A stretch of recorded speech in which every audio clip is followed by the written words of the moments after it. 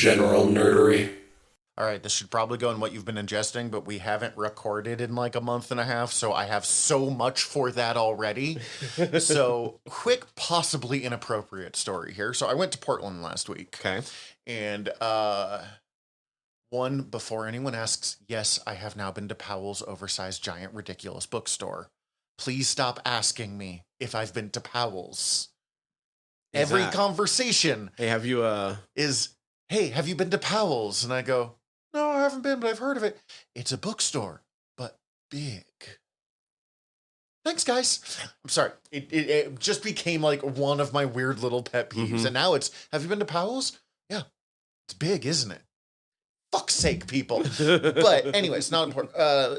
My very beautiful wife and friend of the show, Yui, because we went to go visit Yui, very kindly put up with I looked up multiple bookstores, multiple comic book stores. Let's not fucking lie. Mm-hmm. And I went to Cosmic Monkey, which is fucking fantastic if you're in Portland, and Books with Pictures, which is also fucking fantastic. That one wins awards. That one I knew was going to be great. Yeah. But I picked up fucking 27 collected editions of stuff. And I mean, I know I've seen a picture of them, but my eyes are still going wide. Yeah, no, my bank account is too. And I planned for it. Like, I'm okay. Mm-hmm. But one of the ones that I picked up, it's called like The Iron Curtain, I think. The Iron something by Frank Thorne. Frank Thorne is one of the most famous Red Sonja artists. Okay. And he left Marvel because he wanted to do racier books. And I was like, oh, I think I know what this is. I've heard of this. If I'm right on what book this is, it's basically Red Sonja, but a little, as I said, racier. It's like, a lot of fantasy writers that wanted to go more adult in like the 70s and 80s would do, it's what I was doing before, but now I can show the boobs and maybe some softcore sex scenes. Nope. That's not what I bought, and I found that out when I opened it up at our Airbnb, and the first picture I saw was a man with a dick for a nose. It is just like 150 pages of hardcore demon fucking. It's like, nice. I'm pro-sex, I'm not anti-pornography, I have a collection of comic books that I definitely hide when kids come over. This is not what I thought I was getting. This was not, yes. Like, context had not prepared me for what was happening here. And on that note, welcome to General Nerder, your podcast about liking things. Like dick noses. I don't know how I feel about that one yet, but the guy's dedicated to his craft. I'm Zach. I'm Tyler. And that has nothing to do with what we're talking about today. Was it a circumcised or uncircumcised dick nose? Uncircumcised. Okay. Sorry, I just had to complete the mental image. Also, and I've only flipped through this book, but there was at least one butthole on every page. Like, this was... Okay, sorry. I guess we're still talking about this for a sec. Most porn comics, unless they're just like, we have no interest in plot, we're just gonna... Are like 3 pages of really watered down plot, and then like 5 pages of what have you. And it tends to be about like foreplay part 1 page, swap to the next thing. Like whatever you're up to gets about a page. Nope. Just every page. Buttholes everywhere. Garden of Earthly Delights. Gotcha. Yeah. Where are we? What are we doing? Oh, God. So we are here to finish our Res Dog Season 2. Because we had to split the episode in half. Because the last time my car broke down. Right. It's been a rough year so far, boys and girls, and everyone else. I already like it better in 2023, but you know what? Yeah, same. You not starting this year with a concussion, big step up. But really am enjoying the idea of my truck being functional again. Anyways, we have not recorded in a while, so I realize the answer is actually pretty large, but what have we been ingesting? I think I can narrow it down to like 4 things. That's roughly where I'm at too, so. Still a lot of Marvel Snap. Same. Constant Snap. Yeah. Fucking love that game. Continuing on Fargo. Finished season 3, started season 4. Season 5 is the one out now? Season 5 is the one that I think just finished. Okay, but yeah, that's where that's where we're at. Popular consensus seems to be that season 3 is the weakest, and I kind of agree with it, but this is definitely one of those shows where weakest doesn't mean bad. Weakest it just means weakest, yeah. Mm-hmm. Season 4 is the one with Chris Rock? Yes, and so far, I'm only one episode in, and it's already might be in the running, like, if it continues shaping up this well, might end up being my favorite season. I've heard it's really friggin' good. Season 2 is probably currently my favorite season. The one with, Zahn McClarnon and Big, but, yeah, season 4 is really fucking good. Season 3 is the one, Ewan McGregor plays brothers. Okay, yeah, that's the one that I am vaguely aware exists, but the one I never hear anything about. So that explains why it's the quote-unquote bad one. Yeah, it's quote-unquote good, bad one. But yeah, it's Ewan McGregor plays brothers, and Mary Elizabeth Winstead's in it, and good cast. Yeah, aren't they married? Are they? Am I thinking of the right person with Hera from Yeah, that's his wife. I don't think I knew that. I didn't until recently. Way to go, both of them. It's pointed out that them and their daughter have now all been in Star Wars. Way to go, all of them. Because his daughter was the like homeless girl that gives him. She's in one scene in Obi-Wan and whatever. As soon as you said the homeless girl, I know you're. Yep. Unfortunately, as much as I really like Mary Elizabeth Homestead and everything I've seen her in, which is 3 things, but still, Scott Pilgrim. Every time I see her, I'm like, Ramona Flowers. Yes, but I have unfortunately, and I hate this because she's legitimately an actor I enjoy, I immediately think of this meme of, I watch Ahsoka for the plot, and then the plot is just pictures of her butt in that tracksuit, and I'm like, yeah. It's not a negative. I watched Echo. Oh, how is it? I haven't gotten to it yet. I have to watch it again. I zoned out a little bit, but it wasn't the fault of the show. It was because I ended up laid up a little bit myself a couple of weekends ago, and it was more like I had already watched 20 hours of TV. Yeah, after a while, your brain just... And so I'm going to say that, like, actually, a extreme strength of the show is how much it did, like, grab my attention even under the circumstances. That being said, I have to watch it again. There's parts of it that just don't exist in my mind. Mm-hmm. That being said, I really liked it. It's top B tier Marvel. Okay. But like it's B tier, and like you can tell it was an 8-episode order that got chopped down to 5 episodes, and things just sort of jump, and I'm not actually entirely sure what her motivation is for most of the series. Her motivation was a little unclear in Hawkeye 2. Apparently it's doing really well. I've heard, like, Marvel's really happy with it. Probably because it cost fucking nothing compared to a lot of the stuff they've been doing. 8 episodes hacked down to 5. This show is a fucking miracle. Like, the amount it works for what happened to it. And who knows, like, I'm really curious what got cut, but at the same time, it's like, it must have been really fucking up the flow. The thing that I'm excited for more representation in like 6 different ways. I'm always excited to see Vincent D'Onofrio as Kingpin. Mm-hmm. And he knocks it out of the fucking park again. What are the odds? Yeah, go figure. And I like that apparently they've let Kingpin just be skinnier now, so he doesn't have to keep putting on that weight, because he's like, it's the only thing that would stop me from coming back. It's just hard on the body to do that. I will say, especially because we're going to talk about Reservation Dogs. Watching Reservation Dogs and then watching Echo, you just feel like the Leonardo DiCaprio pointing at the TV meme the entire time. Like, oh shit, there's Zahn. Oh look, there's Dallas Goldtooth. Oh look, there's Zahn. Like, or I already said Zahn. There's a fucking Janice Schmieding, or there's Devry Jacobs. Like, Oh boy.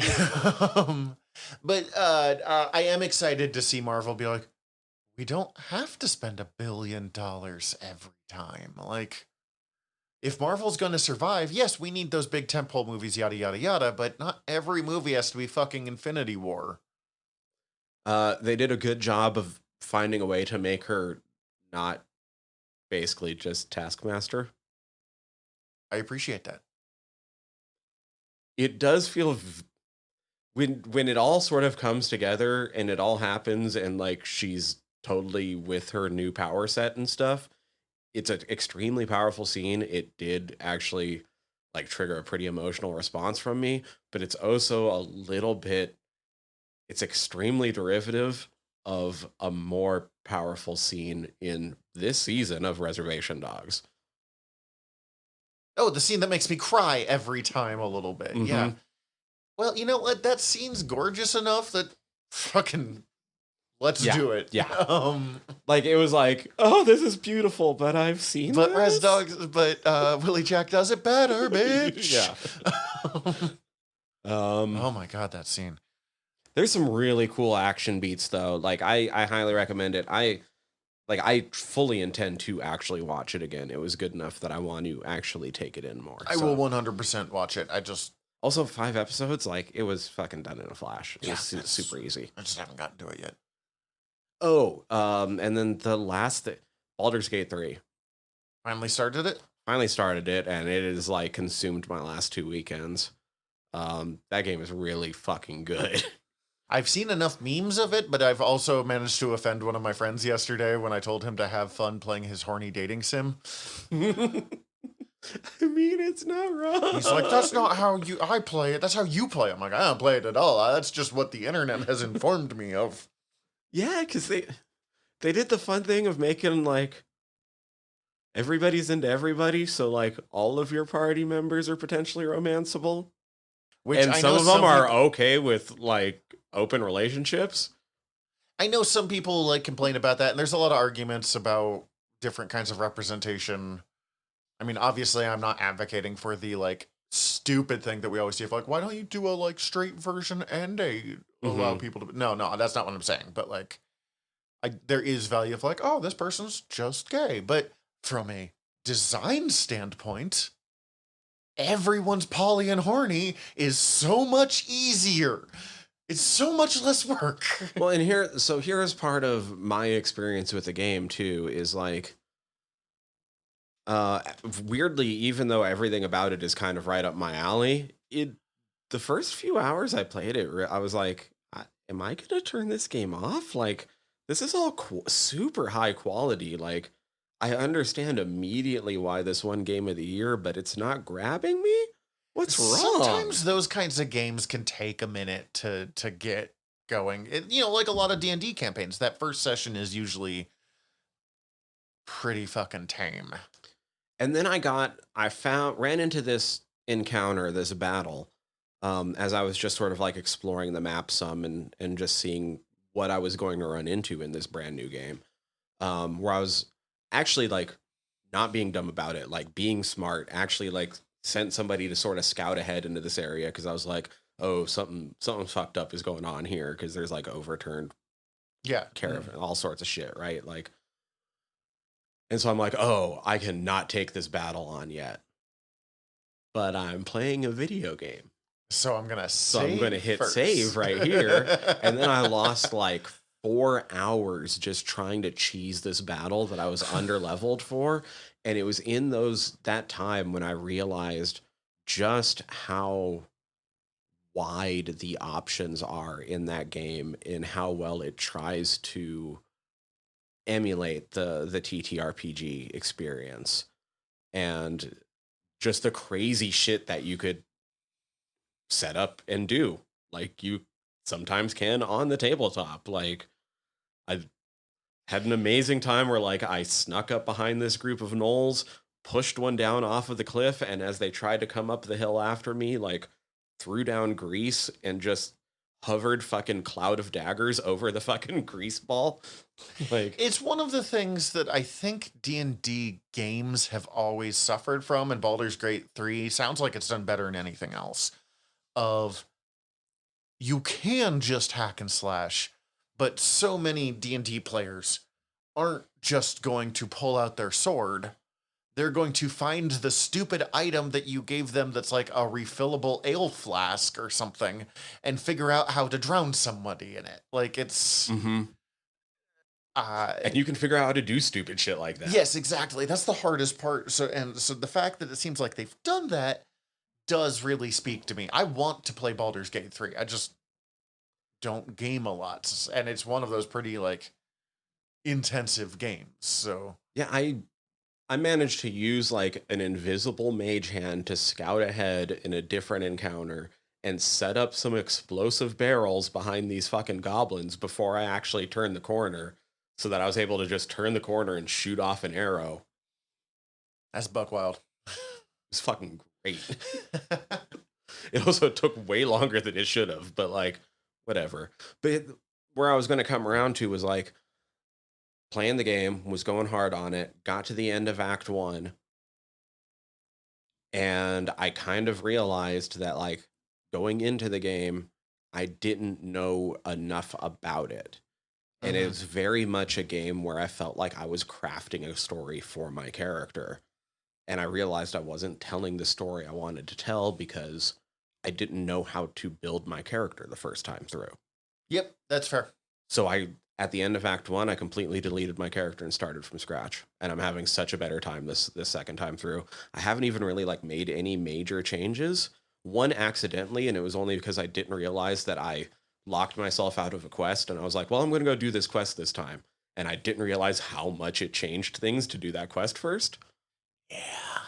No, I remember that in Skyrim, like, or Fallout or whatever. Mm-hmm. Like, if your character is just not quite clicking, it doesn't take a whole lot of change to suddenly go, oh,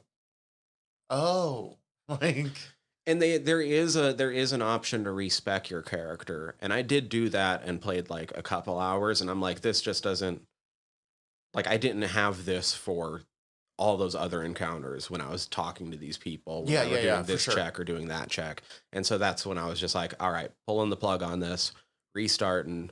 And for the first time in any RPG outside of ones where it is something you have to do, I'm multi-classing.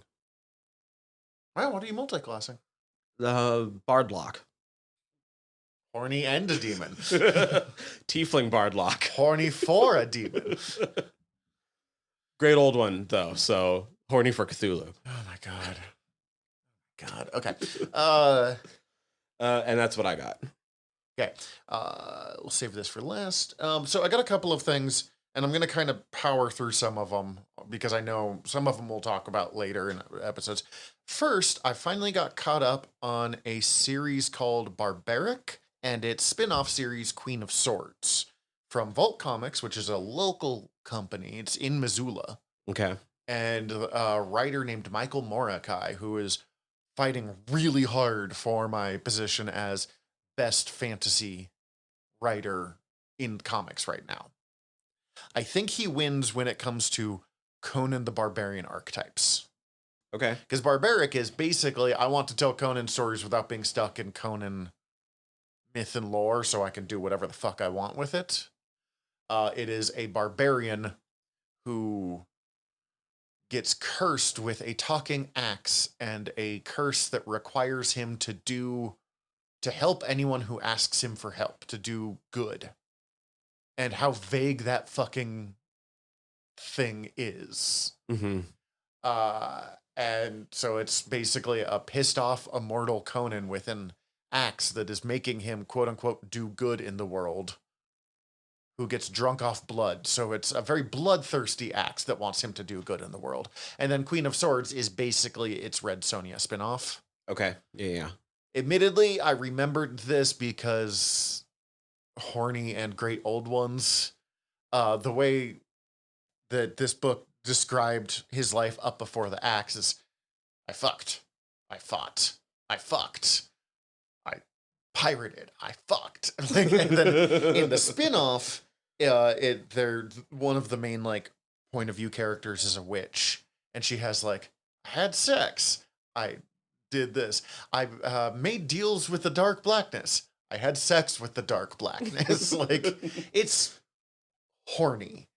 Not Frank Thorne's whatever the fuck I was talking about earlier horny, but like, it's a barbarian story and willing to tell barbarian stories.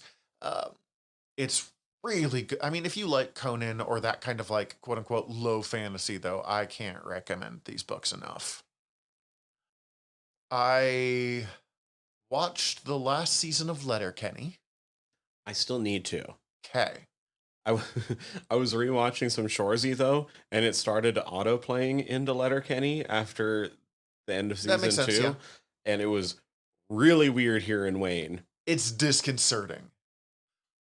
Letterkenny's final season, it's a little shorter than the rest, I think, because I think it's only like 5 or 6 episodes. It's not a lot shorter. I mean, it's fucking Letterkenny. It's more cohesive because it's wrapping everything up, kind of. It has an ongoing plot line more than most other shows, or more than any other Letterkenny season has had. Daryl gets some of the best acting of his career. Not nearly enough Squirrely Dan. This has the least Squirrely Dan of any season that we've watched so far. I saw that the actress that plays Bonnie McMurray did an AMA the other day, but I only had time to check out one of the questions. She's in it. She doesn't have a lot to do. But she shows up more than Mrs. McMurray that shows up for like 4 seconds. Like, oh, wild. Okay. Well, I mean, she's not even in every season, and they get almost everybody in at least somewhere. And it does a really good job. This is the best Letterkenny's been in a long time. And I've had some good things to say about the most recent Letterkenny seasons. Coach was in Fargo season 3. Coach only has one scene. I mean, he shows up in the background once or twice, but like, it's the least hateable I find Coach, and he's just blackout drunk in it. I really liked it, and it's the season that's made my wife and I talk the most about it. Like, we keep revisiting some of the themes and concepts of it. I really hate that the final episode, this isn't spoiling too much. There's one episode where they decide to make a Thickens, the auctioneer, reveals that he's always wanted to be a country music sensation. Okay. So they help him make a song called Sun Darts that's all about smoking out in the sun. And unfortunately, and it's like, I mean, it's, bad modern country, but it's supposed to be. It does everything it's supposed to do. Yeah. Unfortunately, though, the final scene of that show is really legitimately beautiful.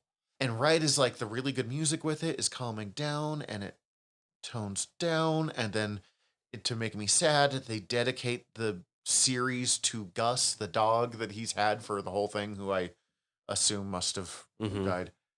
And then it swaps to the fucking Sundart song, and it ruins all of the But that's literally my only complaint.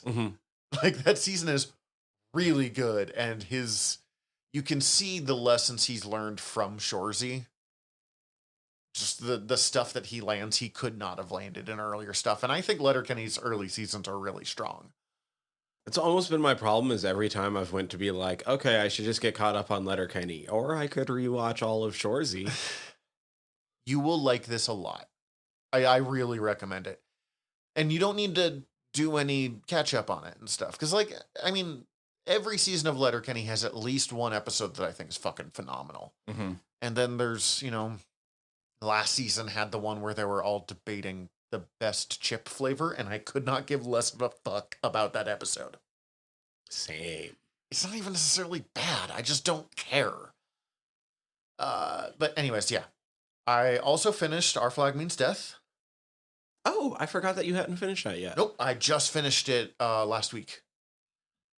It's better than the first season, but I think that's mostly because the first season had to take a couple episodes to set things up. And we talked about it in Our Flag Means Death episode that we did. Like, those first few episodes are fine, and then Ed shows up and it becomes phenomenal, like, immediately.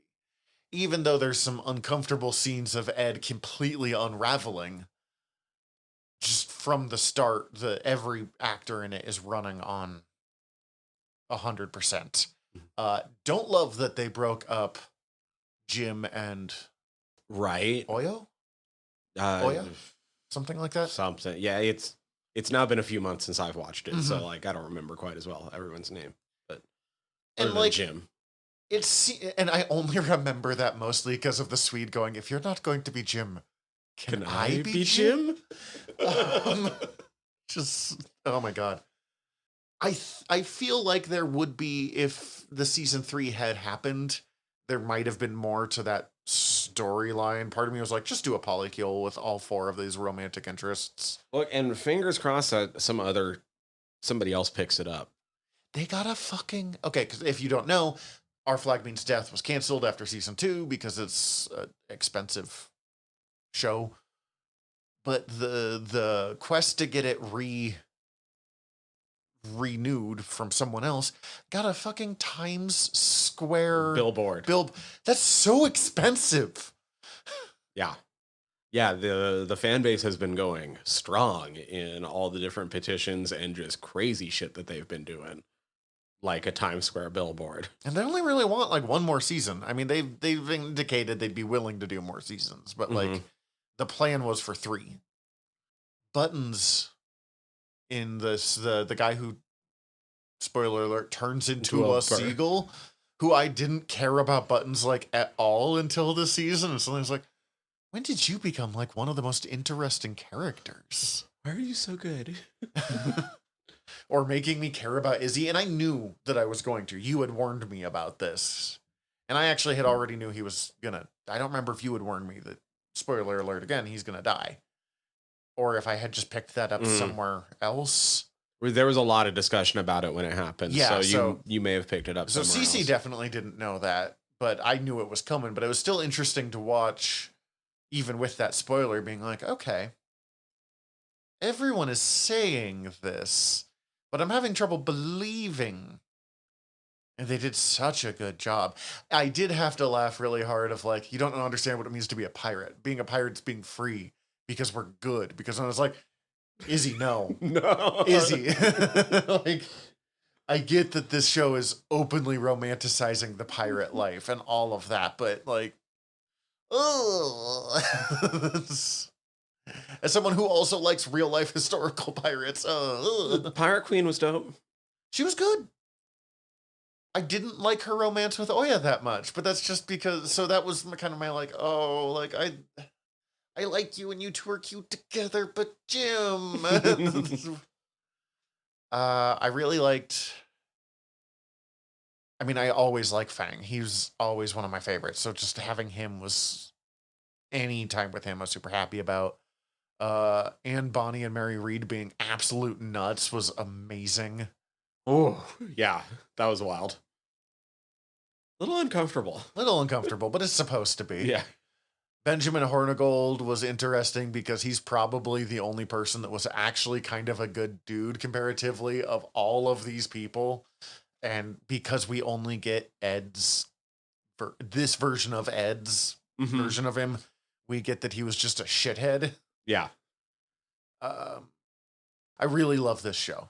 Like, it's... Fingers crossed. Yeah. If the fans are going this crazy, maybe somebody will be up on it. Netflix, you are known for picking stuff up for a final season so you can get all of the good nerd cred. And to be honest, you fucking need it right now.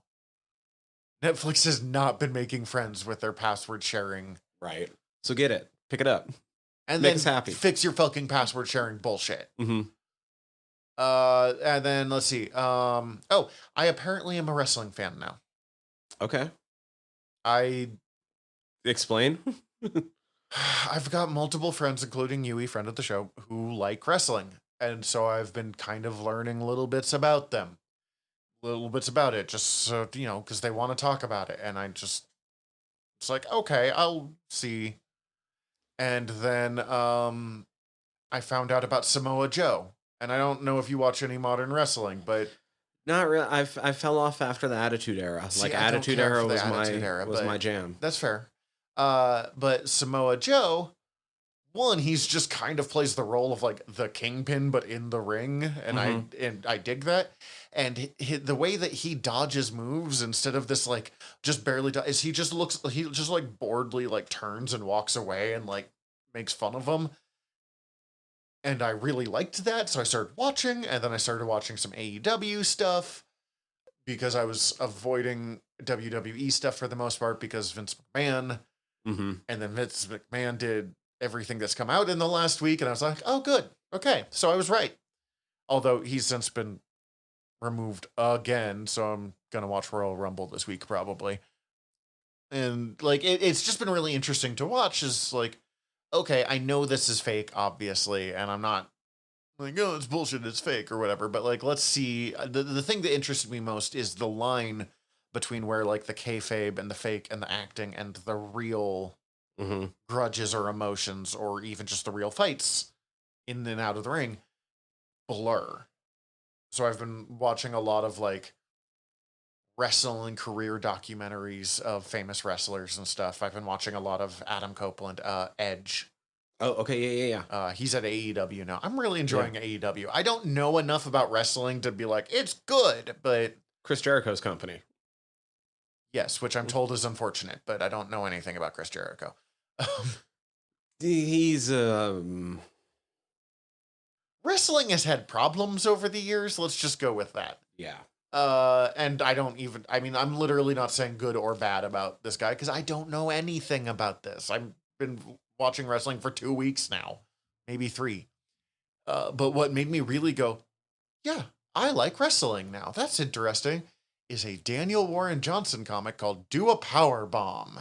Oh, yeah. You were showing me this. This is fucking baller. It's the story behind it is when his baby girl, when his daughter was like 3 to 6 months old, she couldn't sleep through the night unless you were holding her.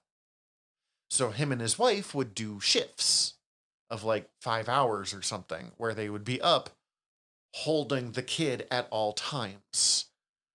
And so you just, you're awake at 3 in the goddamn morning, just watching whatever for months on end. And he got into New Japan Pro Wrestling. Oh, sweet. And Japanese wrestling is fucking insane. I actually do want to dive more into that. And he kind of fell in love with it because it's insane. And Daniel Warren Johnson is a weird fucking comic creator. I mean that in the best possible way. He's just very over the top in everything he does. So he wrote this story about the daughter of a wrestler who gets into wrestling after her mom dies. And the demon makes a deal with her being like, I'm setting up this wrestling competition from across the multiverse. And if you win, I'll bring your mom back to life. And she finds out that in every other part of the multiverse, wrestling is real and not staged. So they suddenly, like, in the middle of the tourney go, oh no. And her partner is the person who accidentally killed her mom in the ring. Like, there was a move that went wrong and her mom died, because that happens. Yeah. But without giving away too much, it ends with them literally wrestling God. Yes. So it's every bit as goofy and ridiculous as that. And that's where I kind of went, all right, you win. Oh, yeah. Fuck Hulk Hogan, though. Like, but, yeah. So I guess last thing, I lent this to you because I wanted you to read it. I picked up the first issue of the new Ultimate Spider-Man run from John Hickman and Marco Cicchito? I did not look this up beforehand. Couldn't tell you. Never had to pronounce it out loud until this second. That guy. Yes, because it's a big deal. Jonathan Hickman, who you're a fan of, I know, and I am at least interested in. I like him. I'm not a devoted fan. Has basically this entire new Marvel universe where he can do whatever he wants. He's basically got the same idea of being a showrunner like he was in the Krakoa Age of X-Men, but without having to fit it to other Marvel bullshit. Well, I'm sure that they're making him fit some things, but we just don't know what. Sure, but like he's mostly gotten to pick the creators. He's gotten to like it's not like, oh shit, my plan got usurped because Fantastic Four is going in a different direction, so that character's been reclaimed. Right. It's not the same kind of. Yeah. He has way more. Okay, I'm not gonna say unlimited control, but way more control than he was gonna have in the main Marvel universe.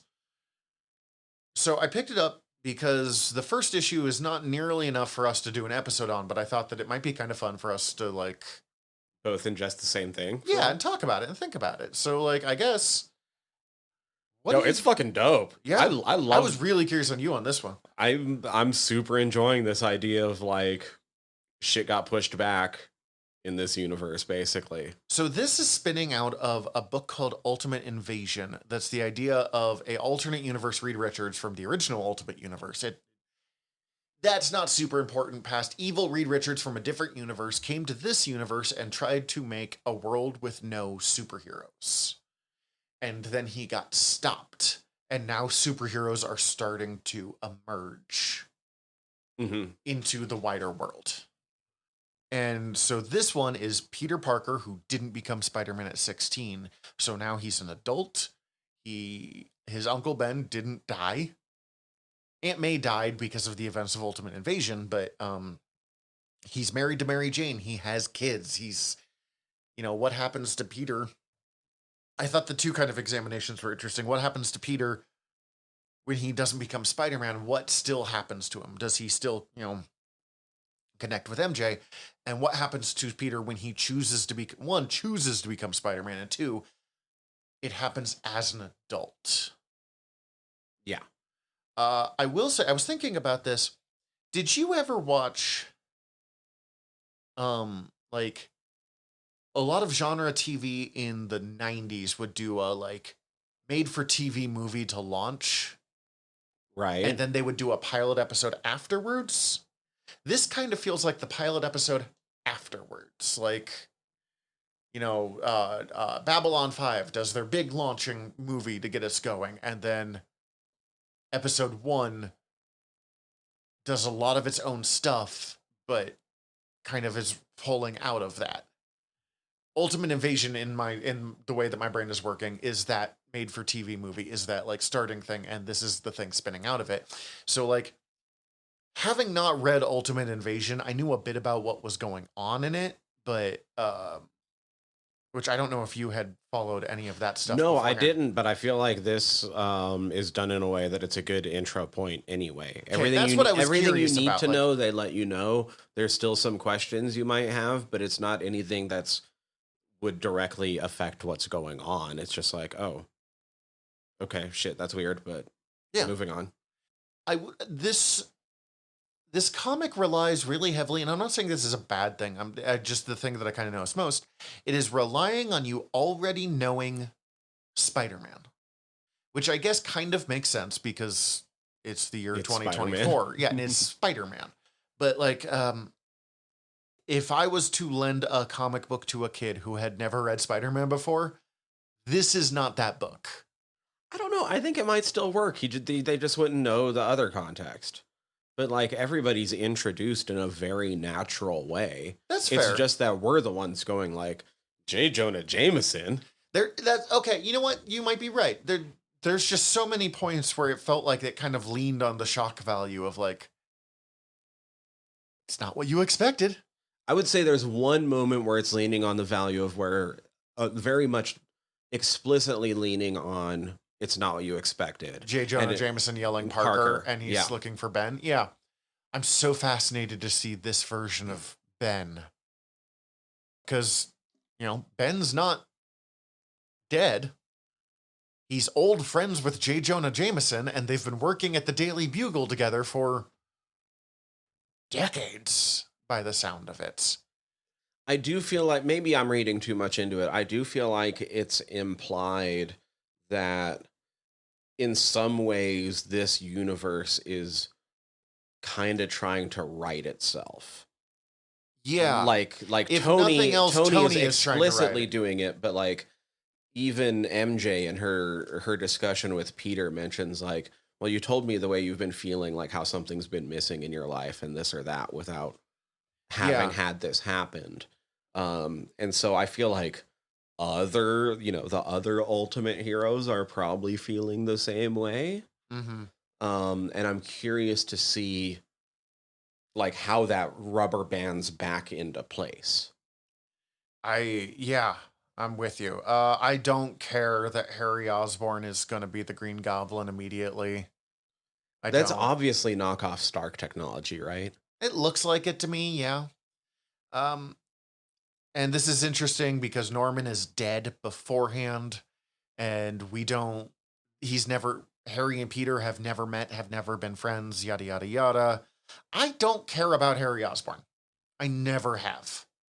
There's some good stories with him, but Norman is the more interesting Osborn.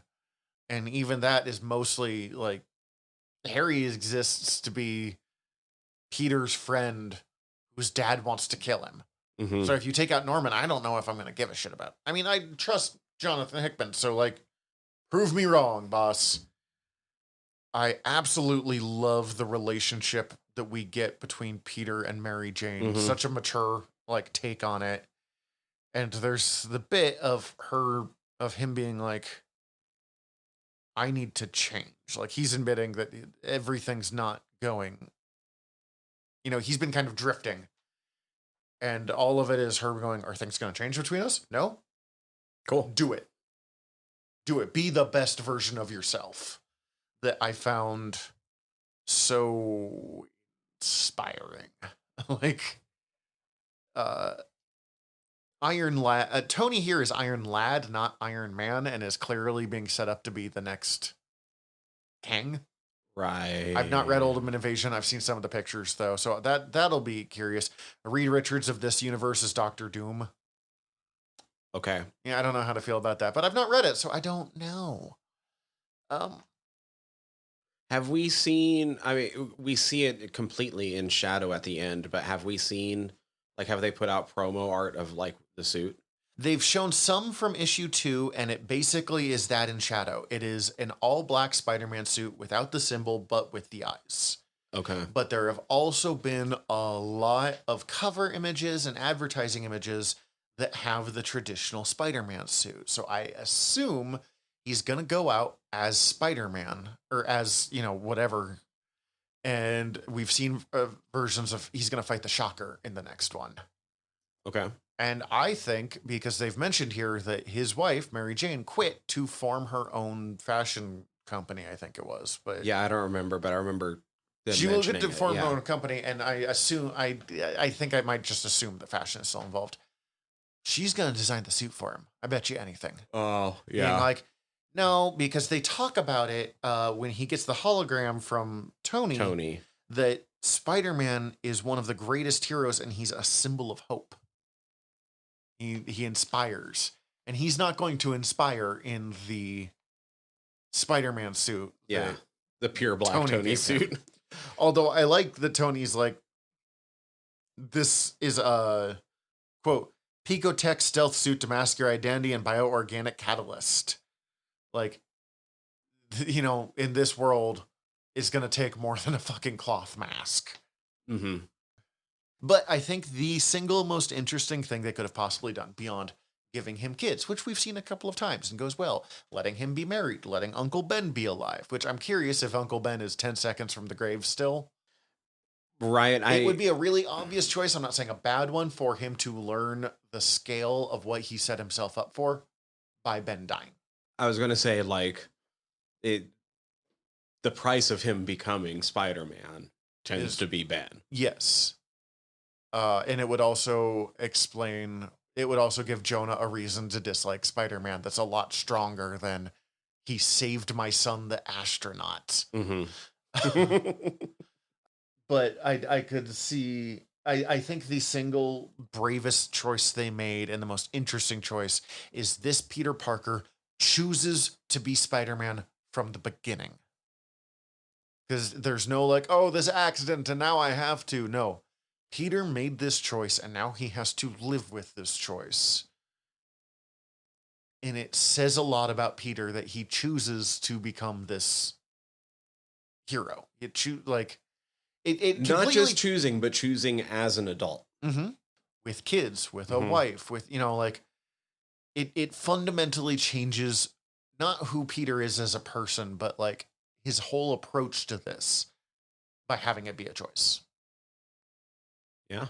I'm excited to see what happens with it, honestly. It sounds like a really neat version of the universe. Also, Marco Cicchetto's art is fucking gorgeous. Really, really I good. already knew about him. I've been watching for a while. He's one of my all-time favorite Daredevil artists. He's done multiple incredible Daredevil Father runs. Matt. I don't think he's behind Father Matt, but yeah. God, Daredevil's doing some interesting stuff lately. Like, oh my God, all of it.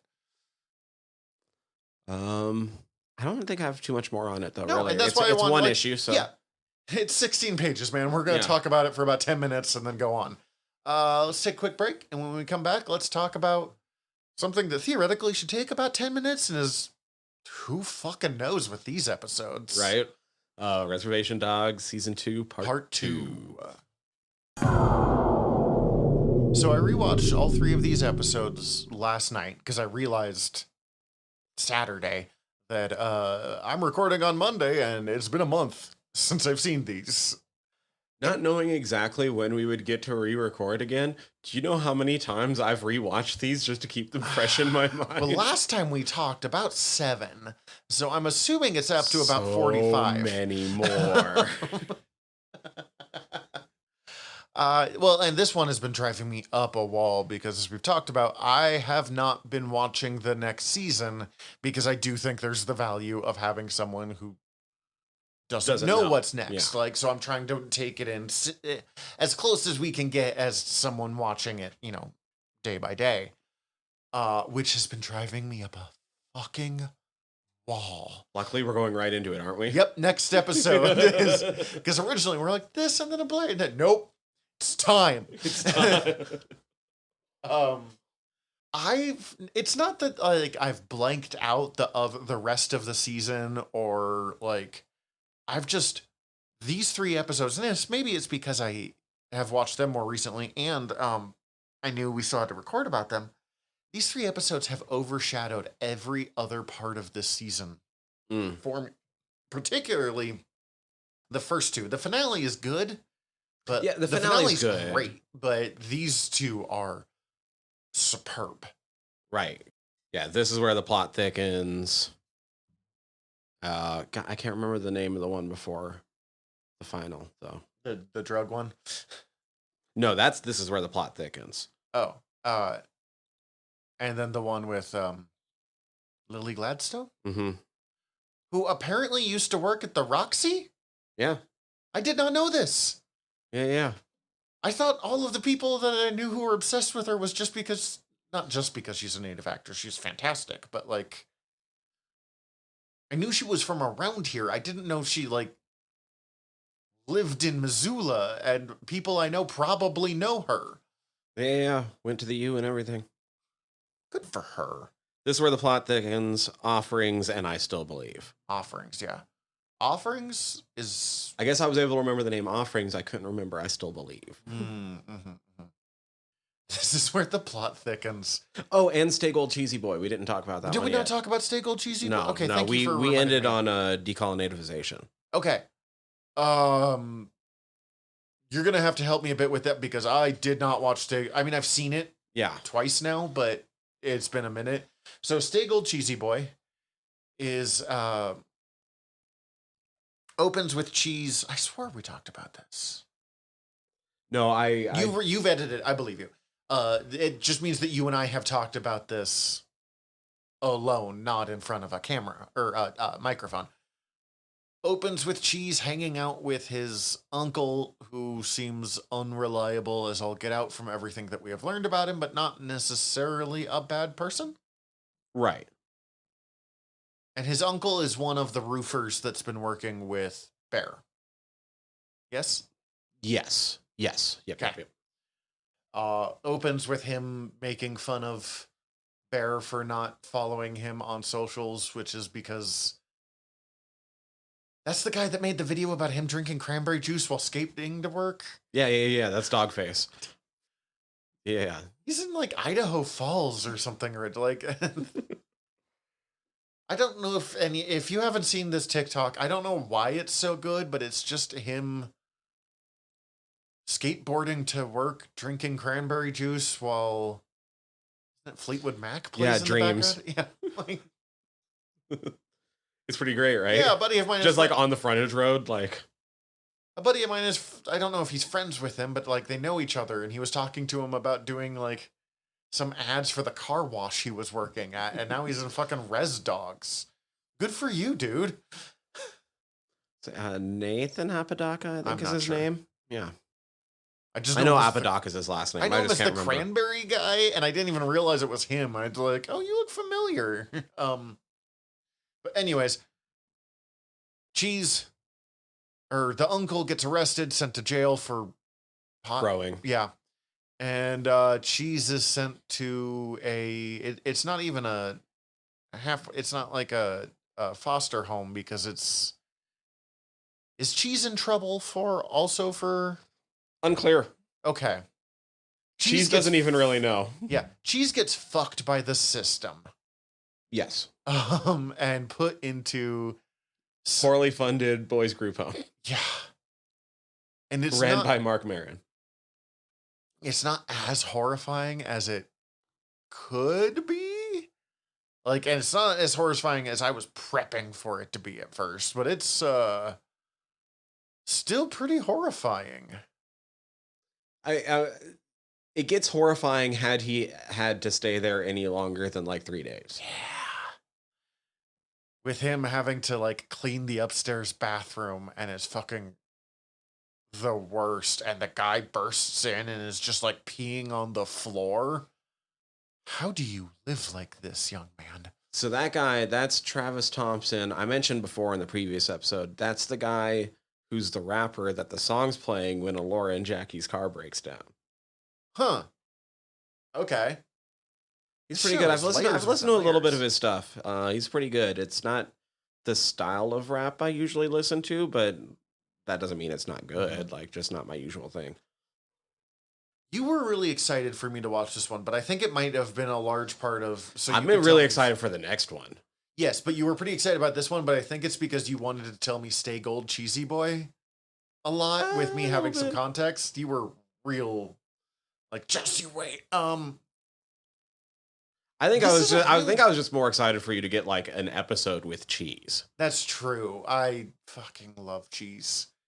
That's more it, because this isn't my favorite episode. This is an important episode for Cheese too. I'm just You want to take the lead on talking about this episode as someone who has seen it more recently? Please feel free. I don't know if I have too much to say about this one, other than it's pretty straight ahead, and you do finally get to like Cheese spells out for like his housemates, like his worldview and where he's coming from, and like why Cheese is the way he is. The guy I looked up to most killed himself, so I assume that everyone has... It's a very Ted Lasso kind of, like, everyone has their struggles and everyone's just trying their best, so I can be kind to them in the process, is kind of, if I'm remembering. Yeah, basically, I try to treat everyone the way that I would hope they want to be treated, and hope they do the same. Eventually. I love Cheese. He really does... like, does win people over so slowly, but like so strongly. Hey, Cad, all cops are diddlers. Can I yell things at you? Yeah, okay. Yeah. This guy's a child molester. Hey, stop that. I love Big. Oh my god, every scene with Big is perfect, and I want to get the next episode so bad, but like, I think this does a good job. You said Mark Maron is the... where do I know him from? Like, he does some other acting. He does a really famous podcast. He's done like some stand-up and stuff. I knew I'd seen him, but I just wasn't placing him. Anyways. When the first season of Reservation Dogs dropped, or right before it dropped, I can't remember which, like, it got over... His podcast is really well known, and it got a lot of really good press because he did an interview with Sterling, and part of that interview Mark's like, I would love to be on the show. And Sterling's like, we'll bring you on. And he did. He does a great job as this character who is like, on one part, really kind of gross, but on the other part is like honestly trying to help. And this really complicated. He hates everything about his life, but there's a part of him that still wants to at least like not be a shithead about it. He's got this kind of like noble savage view of Native Americans and a white savior complex, but he's also legitimately wants to help these kids, but he's also so destroyed by the system. Oh my god, the send off he gives Cheese, that's from fucking Dances with Wolves. Oh, I knew it was the most cringe-inducing thing. I didn't know it was from fucking Dances with Wolves. Which, Dances with Wolves is not a bad movie, but maybe White Boy don't quote it at like, oh, and Cheese is a movie nut, so he probably knows that. Oh, I don't know, because he was asking Big what he said. Oh, okay.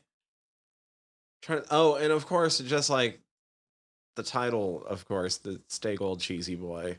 That, I think in retrospect, that's what you were excited Reference about. to Stay Gold Pony Boy. I don't have a connection to The Outsiders. That's not what I'm like excited about. No, you were just so excited to say Stay Gold Cheesy Boy to me. Probably.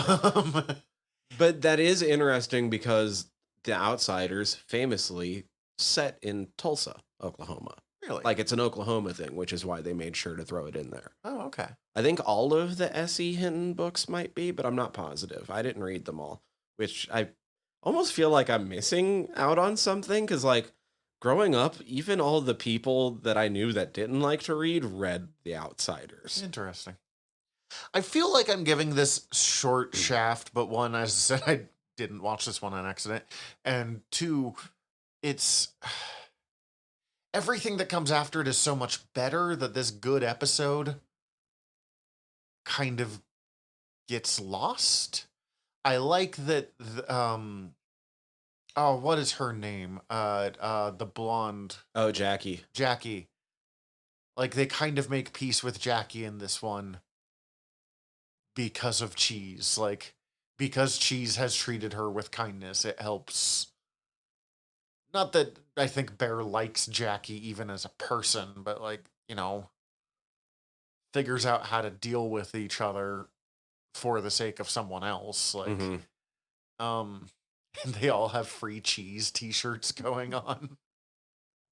And the really beautiful scene of him being adopted by his grandmother, who's not his grandmother, who is 100% his grandmother. Don't buy an Xbox or anything. You won't move out of here till you're 30. And his... Oh, God, I'm so fascinated by the way that Big looks after him.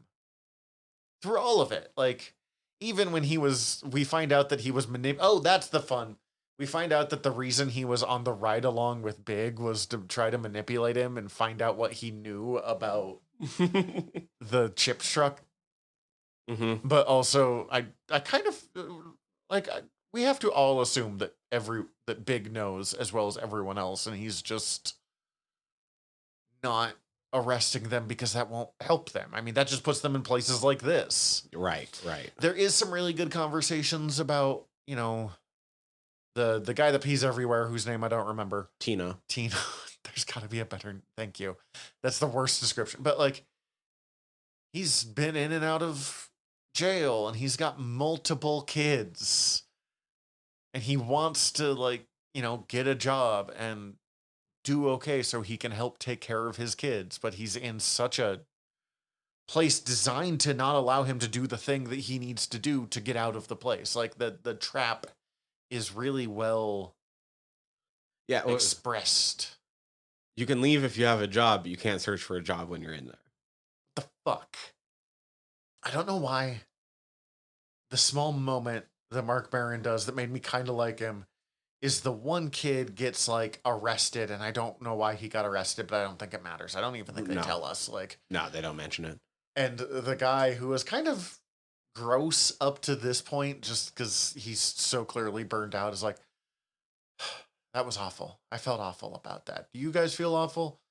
Let's all get this like grilled cheese or something. Yeah, I like can't that. remember, Like, but they all go have like a midnight snack, basically. and you're like, you're trying, aren't you? Like, in a system designed to not let you try, in a system designed to like.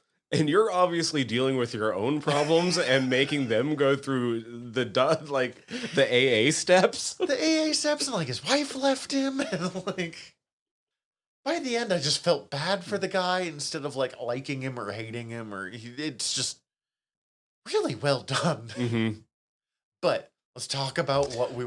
Oh, that is a little bit of a Mark thing, though. He's a big AA guy. Like He actually was like a total fuck up junkie. Mm-hmm. Like that, they borrowed a lot of that for his character, and I kind of actually like his views on it because he fully admits to how often it fails for people. And he's just like, but look at across the board how often beating addiction fails for people. Yeah. It's kind of just the same. And if those other ways haven't worked for you, try this one. I have my problems with AA, particularly the kind of religious bent that is behind a lot of it. And I'm not saying, whatever you need to do, I am 100%. If AA works for you, I have nothing but good things to say about it. My problems with AA is that sometimes they treat it like AA is the only way to beat addiction. And that's why I like him, because he's like, look, you've tried other things, then try this one. It might work for you. It worked for me, and the other ones didn't. Yeah. Like the whole point is to just like beat it. Let's beat it. Mm-hmm.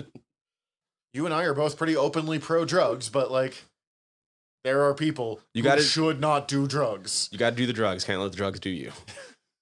Dick noses. Should we move on to offerings? Yes, please. No, not offerings. This is where the plot this is where the plot. We are not skipping. This is my favorite episode of the series. It's so good.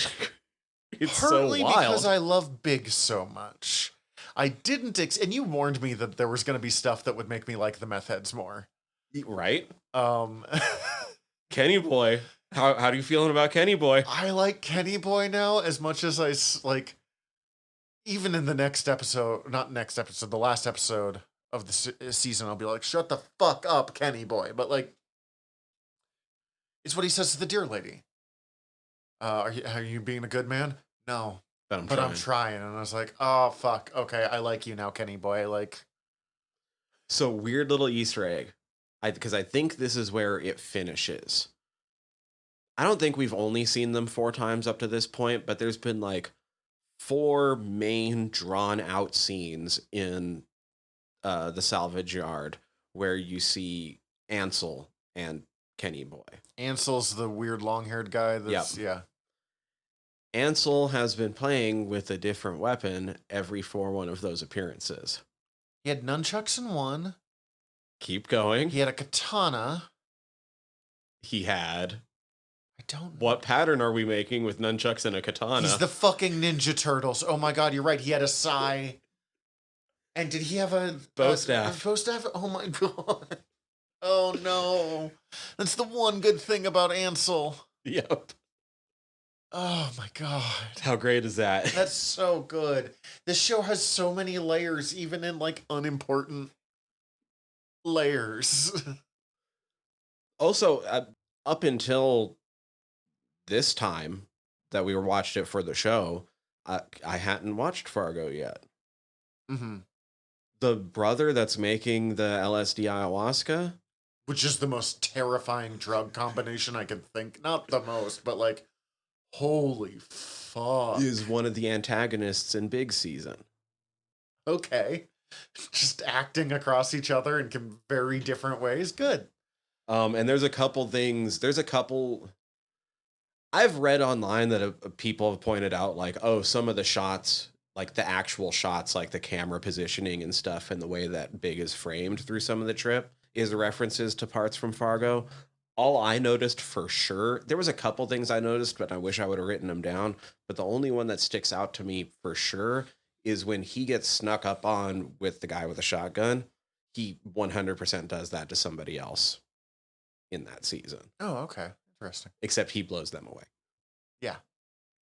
So this starts with Big having a pretty good depiction of a nightmare, where like, because nightmares are never a whole cohesive, I mean, I don't know, at least for me, a whole cohesive story. It's just Yeah, you got the dream logic. Pulling stuff in together and and you don't realize what it is that you're seeing at first, which I thought was a really clever way of like kind of tying all of this in. And we see that, you know, even in his department, Big has always been treated as a joke across this entire show, even by people who like him. Because, you know, he kind of is. He kind of is, yeah. Like, I don't want to He's not as big of a joke as they make him out to be. No, but he also is the light horseman who is watching JFK conspiracy videos when he should be doing his fucking job. Yeah. Like, no one takes him seriously with his various... He threatens to arrest so many people and never does. And part of me thinks it comes from this story that we kind of learn about here, but also, like, maybe he should have stopped him a little early. Like, it's complicated. But it really does help kind of reinforce how much he's focused on helping his community, which we already knew a bit of because of his previous encounters with the deer woman, that he's determined to be good. He gets sent to talk to the meth heads because I don't remember why he's talking to the meth heads originally. I think more copper's gone missing. That's what they were thinking it was. He was saying it was something else, but I don't remember. Because they figured out who the copper guy was. Right, it was Bucky. Yeah. But I don't know. But I think that's why he was sent, because I don't think he ever turned in Bucky. Okay. It's also really openly not important to this story. He doesn't want to go, though, because he wants to go check out a Bigfoot sighting. Yes. Because he's big. And then in what has to be the dumbest, like, as much as I love this episode, as much as I love Big, this is a moment where he was holding the idiot ball. That he goes to the drug dealer's place and just grabs a soda that is not sealed and chugs it. It's his favorite. It's organic. Yeah, I know. But this is Kenny Boy's place. It's made of energy. This is, again, this is Kenny Boy's place. Like, it's probably not full of meth like Kenny Boy and Ansel are, but, like... The reaction every time. All of Ansel, I think I need to leave. Kenny Boy being like, and the guy in the back just, like, cackling. So good. There's no language, or there's no... there's no word for goodbye in the native language. So, Big, let me tell you in English. Adios. God, it's so dumb. There's so many problems in all of that. Also, Kenny Boy's determination that he is native. And, I mean, he might be partly native. We never know. But he's Look, this minor spoiler for season 3, it's never made clear. I don't think it needs to be, and I don't think it's important.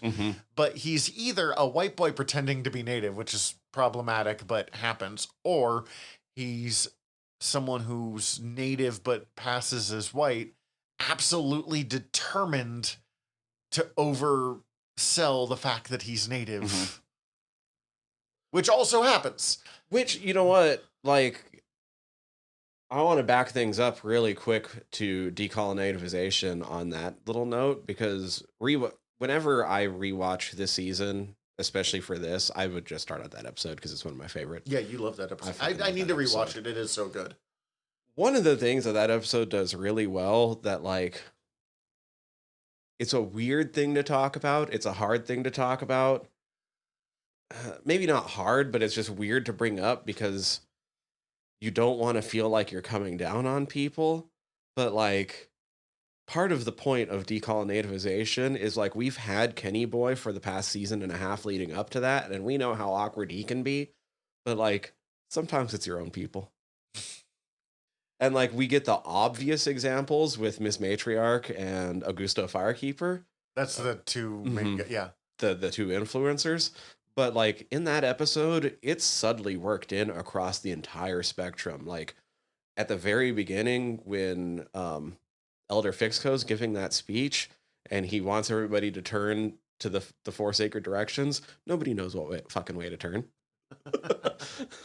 Like it's all always awkward, and it's like all of it. Like there's a good reason I feel like in that episode, none of the res dogs actually like give the influencer shit. Like they side eye him a little bit. Like that's kind of fucked up. You're trying too fucking hard. Like when Miss Matriarch says that she wants to put all that shit into her documentary. And Willie Jack's kind of like, were you listening to what you were just saying and then what I brought up? Like, it's kind of fucked up what you just said. But, like, none of them actually give him shit because at the end of the day, they're trying. They're just trying.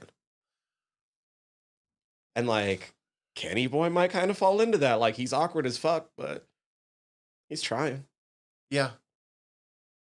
Which Dear Lady confirms for us. Yeah, no, I actually really love that was so fascinating to me. Oh God, it's just so Big starts tripping balls. So Big what's his actor's balls. name again? Zahn McClarnon. Zahn McClarnon. His acting, I did not think was a great representation of what you're like on drugs. But in fairness, I've never taken an LSD ayahuasca combo, and I've never seen and I've never been accidentally dosed, so I understand that stuff. But some of the visual stuff is one of the better representations of tripping balls and some of the fractals that I've ever seen. The moment that I realized I love Kenny Boy is when he was like, "I'll join you, brother," and fucking downs one of those and runs off into the forest with him. And part of me was like, Kenny Boy, no. That's not how you be a trip sitter. You're a bad trip sitter, Kenny Boy. But also, he's Kenny Boy. And it's probably the only thing that keeps him from getting arrested at the end of it. Like, going through this saga together while they're tripping nuts. I do appreciate that even Kenny Boy's like, this is some heavy stuff. Like, this is... My brother makes heavy stuff, and this is... This is probably just your first peak. It's my brother's recipe. Lots of peaks. But even for my brother, it's a lot. Splashing someone in the water to bring you out of it, I think, is not a good call, but it's okay. I'm wet too. God. I like when it first starts to hit Kenny Boy and he just looks down at his hands and goes, "Oh, hello, me." I've never been that kind of fucked up, but I've been close. But then, okay, we're still not getting to how crazy this episode gets, though. No. Because it's kind of hard to talk about this episode. Because Big stumbles upon an actual conspiracy and secret Yeah, society? I was deciding which way, because there's the kind of two really important things to talk about in this episode. And there's the emotional side and his flashback side. And then there's the fish fuckers. Yeah. Let's talk about the fish fuckers first, which is traumatizing and traces back to the first goddamn episode. Yep. Where Big is looking at all the fish heads. Out in the field. And he thought it was like Deer Lady originally or something. Something, I don't remember for sure. Or aliens. He thought it was something, and Dear Lady came up in that conversation. I don't think he thought it was Dear Lady, but right. We find out that there's a secret society. And one, I love secret societies. I mean, most of them are terrible and whatever, but the concept is always fun, and it always makes for good fiction when you work some secret societies and stuff. There's a secret society in Oklahoma that is catfish based.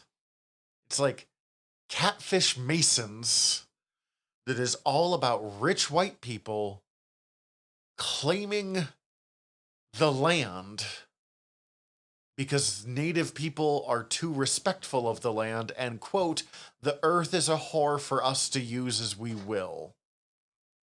Yep. What the fuck? So I meant to look more into this, and then I realized I did not do the research that I meant to. They're called the Midstreamers, which I do know. I don't know the specifics, but I do know is a reference to some of the political policy stuff that was going on in Oklahoma at different times, involving like the reservations and the mineral and oil rights and stuff like that.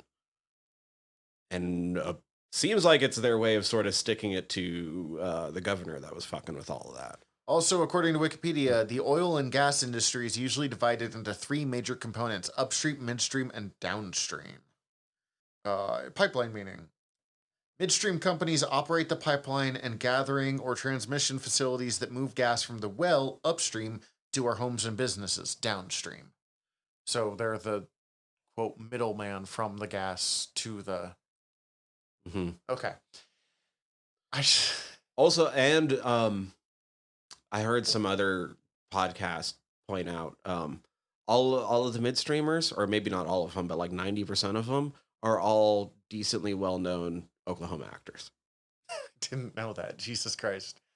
We're going to pour oil over your head while you literally fuck a catfish corpse. Yep. Oh my god. I don't have anything else to add to that. That's what happened.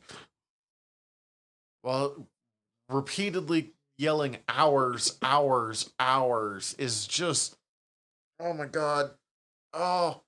And I guess the giant owl's a reference to Bohemian Grove, but I don't know much about that particular. Fucking Big and Kenny Boy, though, showing up with Kenny Boy using the slightly gun-shaped stick to threaten people. Oh my god. Do I look white to you? Well, yeah. Yeah, you kind of do, Kenny Boy. And then they get knocked out and tied to a tree.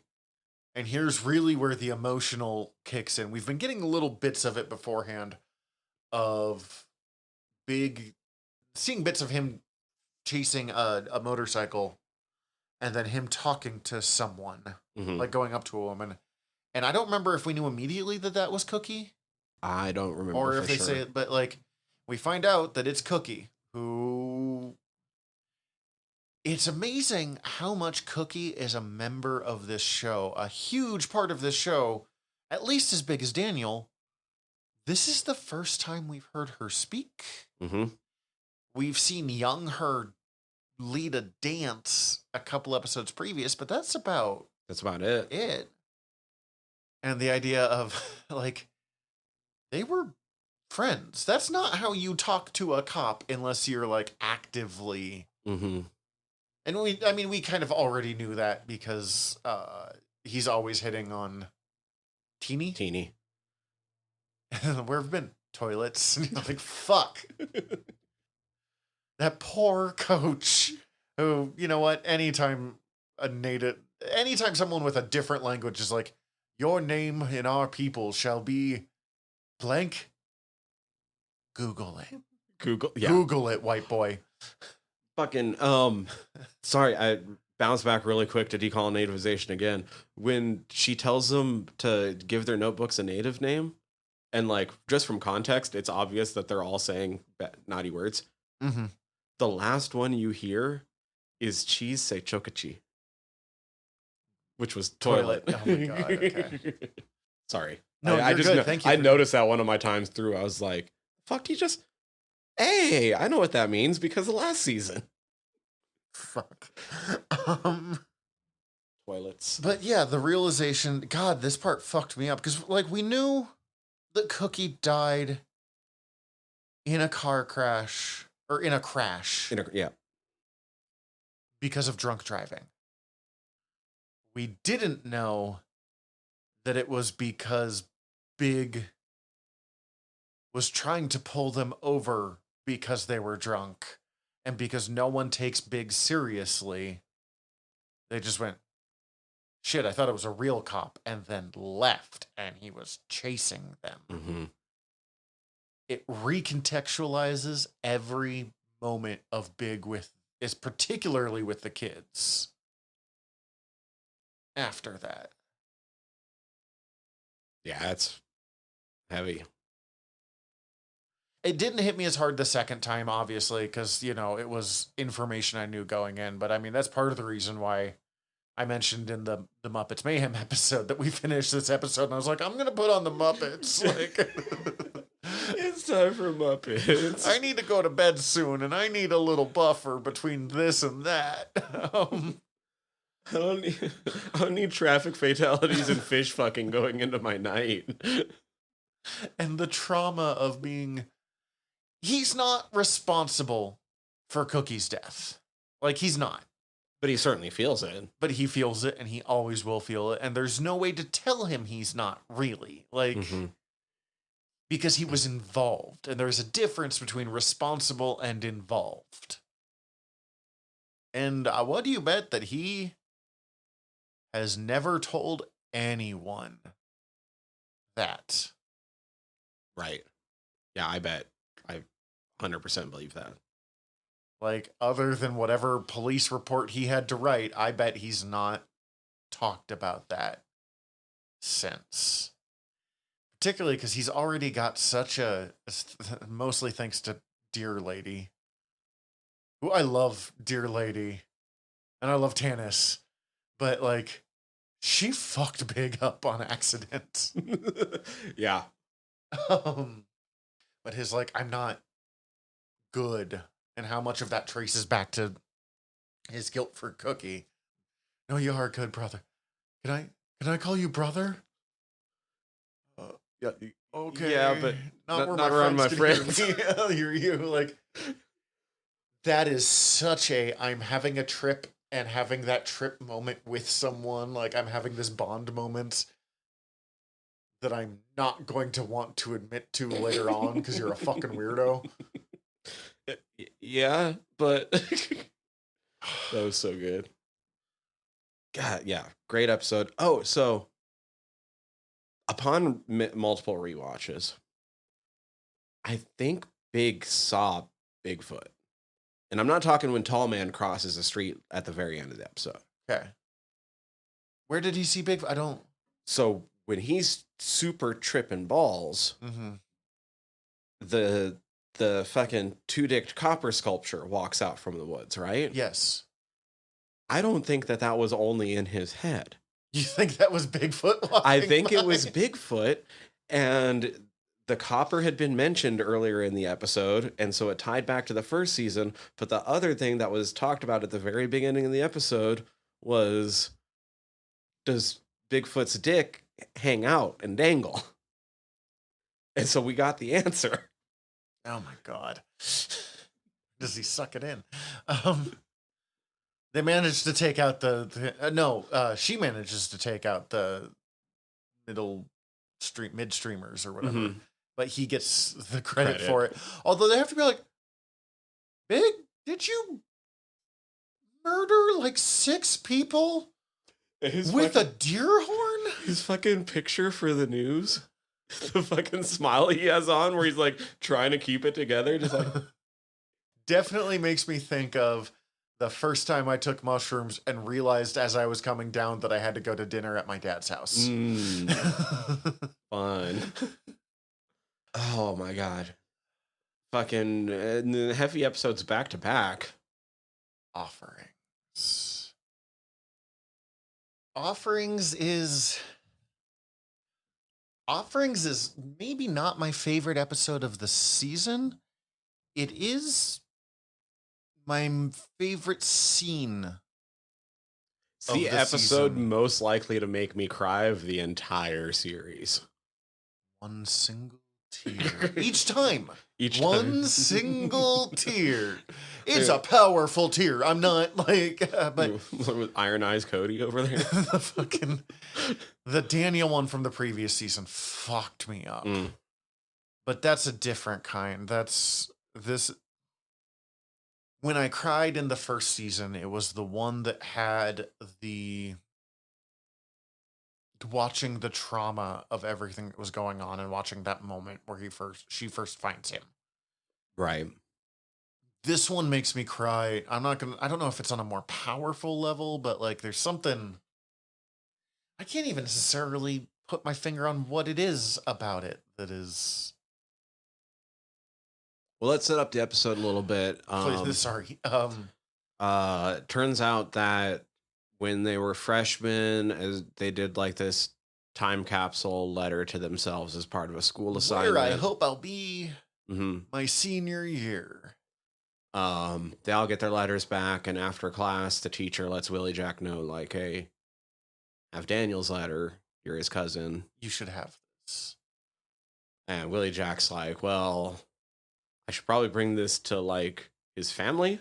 Yeah, like, well, and like, I mean, obviously she's his family too. Right. But like immediate family. Willie Jack is already feeling uncertain because the group is back together again, but they've never dealt with the stuff that pulled them apart at the end of season 1 or caused the blow-ups in early season 2. Mm-hmm. They just were not talking, and then they got back together to save Cheese. And they're still pretty much not talking. But they're all together again. But they're not. They're physically together, but emotionally they're still all separate. So I think had things been going better, I think Willie Jack probably takes the letter directly to the group. Mm-hmm. But because the group's not a group, she brings it to Hochty. And Hochty is Daniel's mother. Mm-hmm. We don't know why she's in prison. No, actually, this is one of the genius things I think about this episode is it ties into the story that we're getting. Mm-hmm. Like, we know that Hochty is Daniel's mom. We know that, like, presumably she got thrown in prison because things were going bad, and we know that her and Danny split. Her and Danny split. Or that was his name? Danny is what she calls Daniel.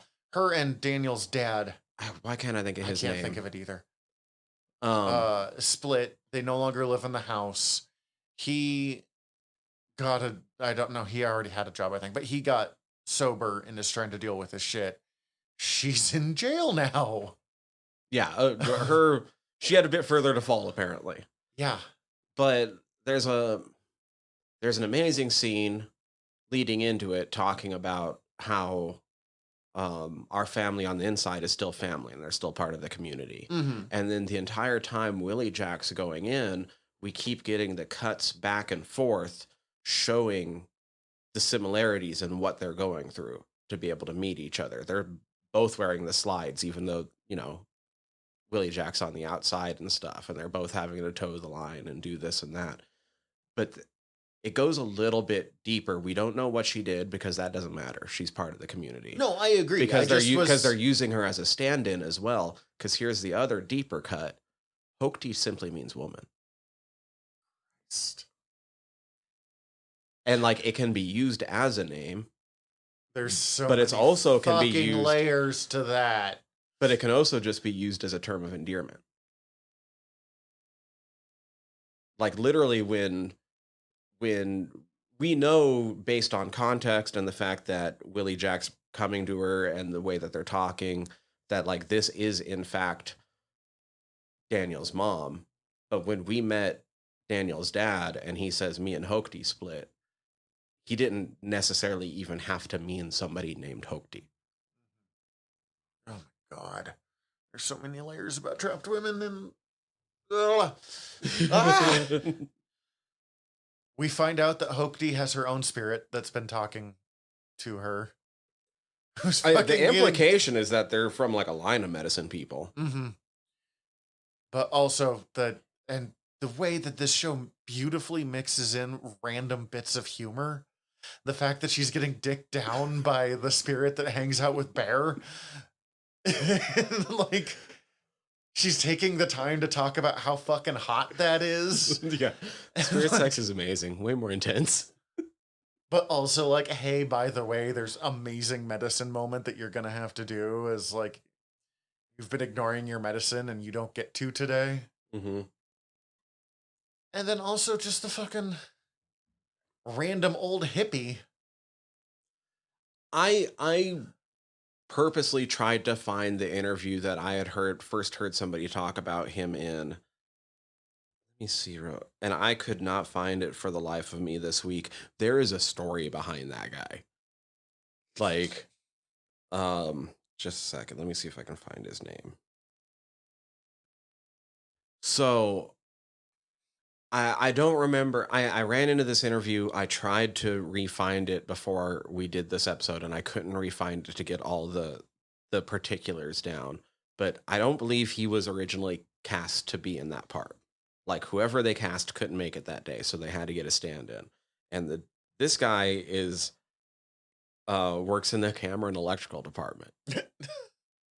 He's a gaffer, but the thing is, he's been a gaffer on like 102 different movies. Holy shit.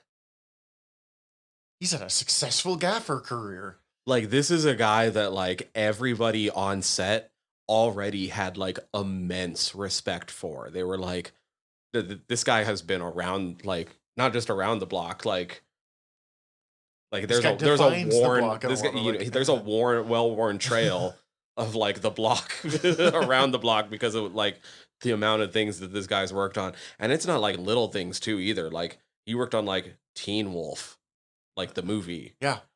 And like Mrs.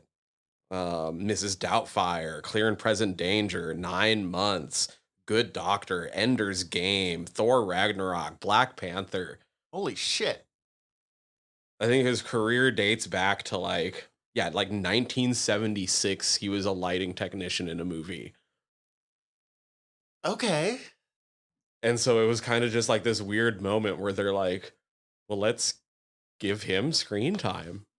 He does a good job too. Fucking kills it. One of the standout parts of an episode that already has like an immense standout moment. He has these weird... He preps Willie Jack in so many ways for kind of what comes up next. Oh, and his name is Steve Mathis, by the way. Just because we're going in on him so much. Thank you. Like, you start and you're expecting Kenny Boy. Because he's just a random old guy that tells this teenager about how he took how did he describe it? But, you know, a ton of fucking mushrooms. That's not his words, but yeah, a mega dose of mushrooms or something and never quite came back. And like kind of weird shit about prisons, but also does so much to kind of like put into context what her life in the prison is for Willie Jack and how she can maybe help her too. Like, this is the most important thing you can do is still come visit them. Let them know that they're still part of this all. Yeah. And kind of helps reinforce in ways of how Willie Jack, because we know Willie Jack helps her, even though all of the stuff we see is Hoke-D helping Willie Jack, but like just by making her part of the community again. Mm-hmm. I don't know how to talk about the scene. We find out that Willie Jack was not on the list of people that are just allowed to come visit. And I'm not sure how she was allowed still, but it's not really important. I have a feeling that she probably had to fill out more forms. Yeah, but like, because it kind of seemed like because Hoke-D was trying to keep some of that separation from the pain of losing Daniel. Mm-hmm. And I think she knew that Willie Jack was going to try to help her, and she didn't want her to. Because she's as much. It seems like Hoke-D is not so much. I mean, and part of it is just being in prison, being stuck every day is like the last one. She doesn't want to deal with her shit with Daniel, but she's also not letting go of her shit with Daniel. which is so indicative of what a lot of these people have been doing. Mm-hmm. That's kind of the underlying thing with the show as I'm saying those words out loud. Like, for the older generations, it's Cookie. For the younger generations, it's Daniel. Willie Jack wants to give her the letter or have the letter with her so they can heal. And she just misses her. It's her actual aunt. It's her actual okay. aunt, yeah.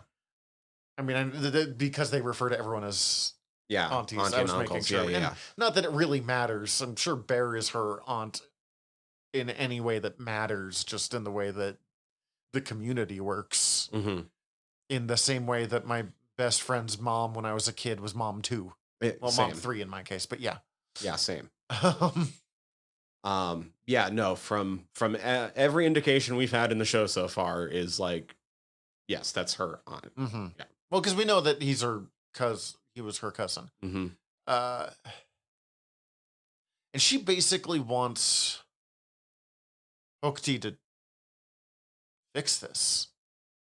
Yeah. And you get the sense that Hookty used to fix a lot of stuff for them before shit went dark, or before they were like 6 and 7. Yeah, before they were old enough to realize the other problems, or, I think it was the thing this season did so amazingly with Daniel's parents is the only thing we got of Daniel's parents in the first season is them screaming at each other while the others are outside the house. So, like, here's this terrible household to live in. And it was. There's no point that they try to negate that, but they do so much to humanize these two people. They're not just monsters.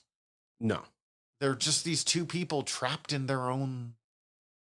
They got their own shit. Yeah. Everybody's got their shit going on. Hurt people hurt people. Mm-hmm. And, like, it would have been so easy for, Daniel took his life because his parents were awful. No.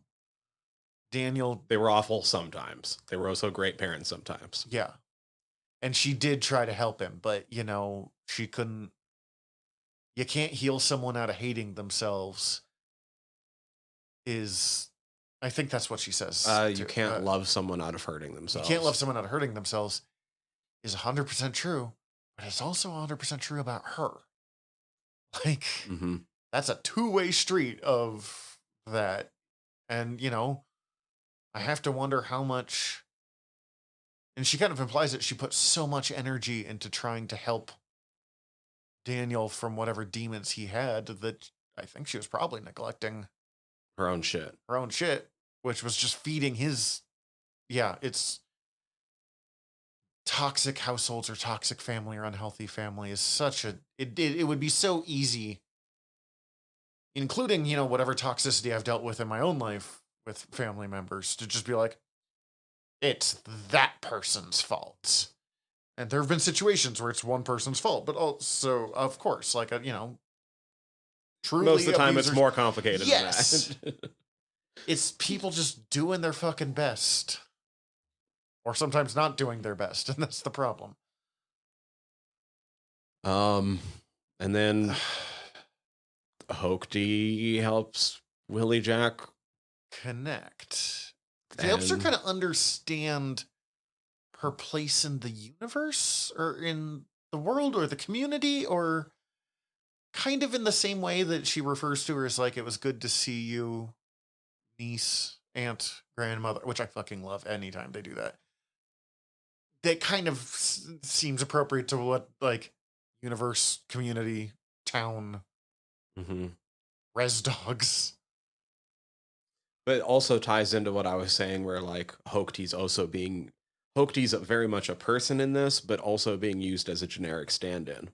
Because it can be any of those relationships. It doesn't matter, as long as we continue to have this community. The bit...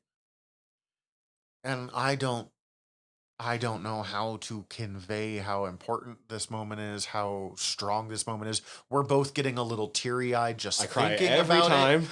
it. But, like, trying to describe it in an audio medium doesn't work.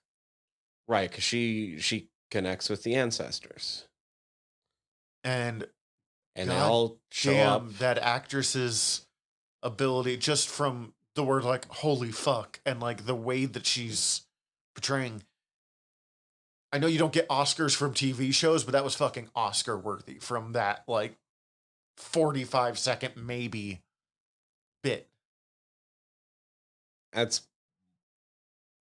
I'd fail at coming up with the correct words to describe that scene. It's one of the most powerful bits of television I've ever seen. There are bits of shows that gut me. There are bits of shows that fill me with hope. There are things that are beautiful. There are things that are also just beautifully shot. Like, just, you know, from camera to costuming. And it's really simple camera stuff, but like, this scene is every single person involved firing at 130%. And yeah, I don't know, man. It's something else. I said every time I watch it, and it's weird because like I go into this as someone like raised Catholic, was very involved with the church for a bit, so I'm used to thinking about an afterlife. But in my adulthood, like I don't believe in an afterlife. But this still is like this is what I would want. See, and there's bits of me whereas like 99% of the time I don't believe in an afterlife, but when shit's going bad, I still fall back on old habits, but I don't ever like try to call out to God anymore, but I'll still try to talk to Grandpa, and he hasn't been here in 20 years. And see, I've raised white boy agnostic. First, I asked Dad once if I could go to a confirmation class with my buddy who wanted me to come, and Dad's first word was "Why?" But like, I do believe in an afterlife. I don't believe in any of the like organized religion afterlife. I don't even care what the fucking afterlife is. Like, it's unimportant to me. I do think there's more. And this, yeah, I just, because that's the thing. Like when I fall back on old habits, the part that I fall back to is still thinking about the fact that like I was always told that they're still there. And like thinking about them still being there and trying to help. Like, damn.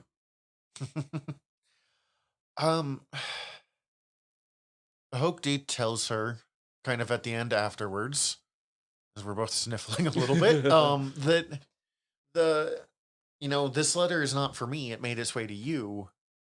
And it's still, some of that is her not really being like ready or able to deal with her shit, but like helping make sure that they're not. You came here because the res dogs are breaking up or having the problems, and you came here to fix you and me, but like this is a way to fix the dogs, not you and me. Although it does seem to fix her and Willie Jack too. It's amazing what being an active part of your community does to help everyone. I think one of the really brilliant things that they do is where Willie Jack tries to do the same thing. She tries to connect into the ancestors, and it doesn't work. No. And it's hilarious. And it is. It's funny, but also, like, it's just, they talk about it like, you can do this, you can connect to the ancestors, but only sometimes. Like, even when she's describing it, it only works sometimes. Only when, like, you really need it, and only when you are really ready. Well, and so, like, yeah, Willie Jack's like, all right, I know what I got to do. And she calls the res dogs together, and, like, she's going to make them food. All going to come together over a meal. That's, once again, is the offerings. When she went to Hoke asking for something, like, well, if you got to bring something if you're wanting something in return. And this entire time, like, we've seen how the food brought people together at, like, Mabel's funeral. God, that's still one of them. That's also an incredibly beautiful bit. Anything with the community in this show. Fucking. And so Willie Jack's like, well, I know how to do it then. She's making all that up. She tries to appeal the ancestors. It doesn't happen. But like when you're trying to appeal to the ancestors, you're appealing to the people that went before you, and you can only appeal to them, you can only talk to them because they're already gone and they're already dead. And so when it doesn't work, she replaces it with Daniel's letter, because that's their way to talk to the dead. This is the one scene that bothers me. There's one moment in this scene that bothers me. One thing. She hands them all, because she's not read They the don't letter. make it all the way around the table. Yes.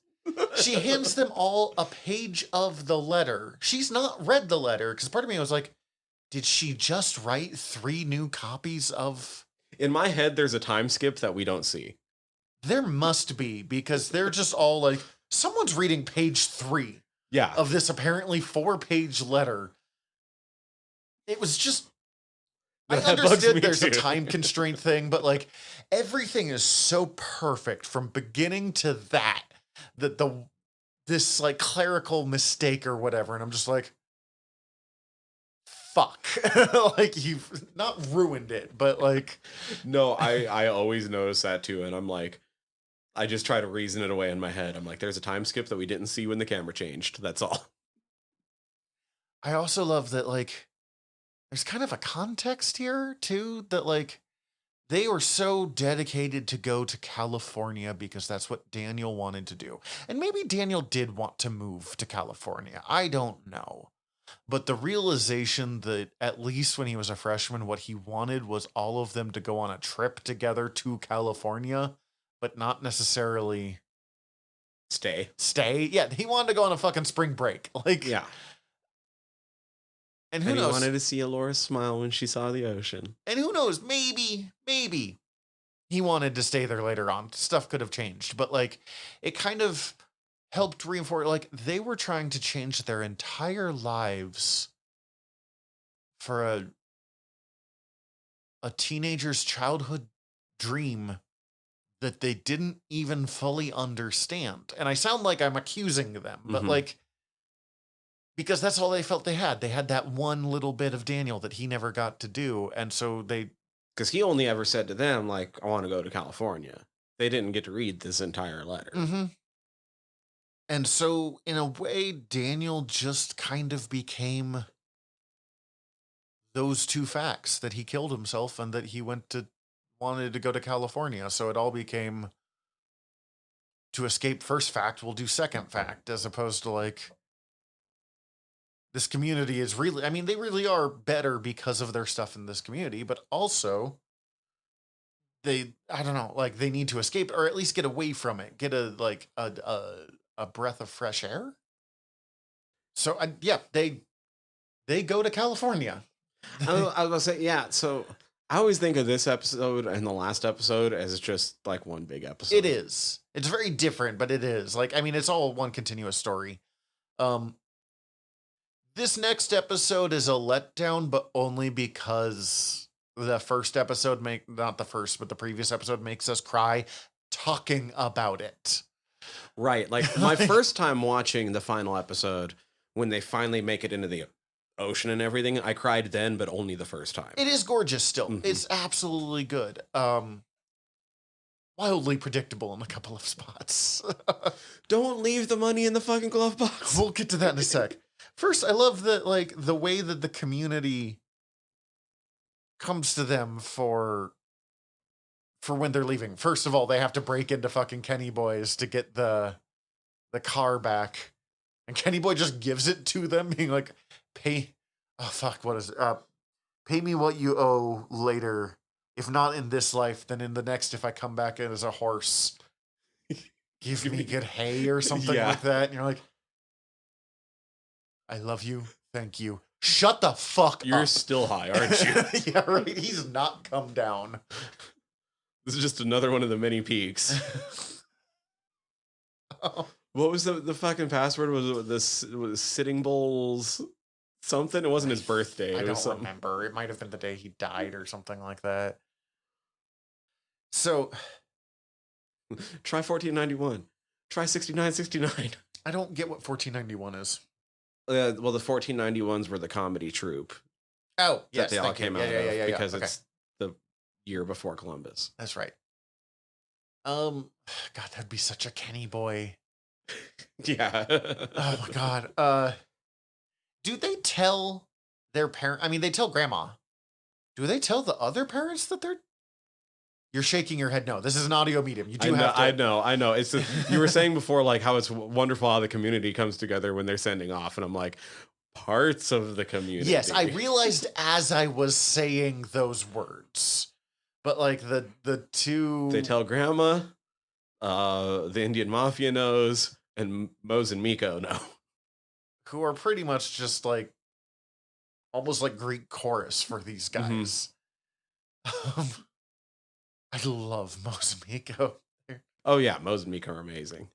I also appreciate how much they just are good with the Indian Mafia. Like, literally, you finished that first episode. Oh, don't cry, White Steve. You're gonna make me cry. Like, you think that it's gonna be...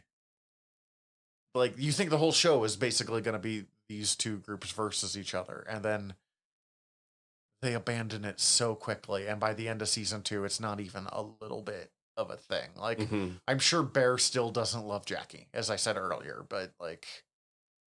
Right. It's no longer like, I gotta fight them. Gotta...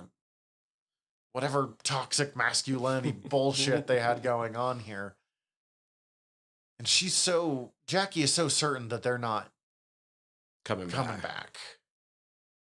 It made me wonder myself if, like, I know they're gonna come back because I know there's another season of this show, and I know the show just doesn't abandon all of its side characters, but I don't know how long they're gonna be there. I don't know, like...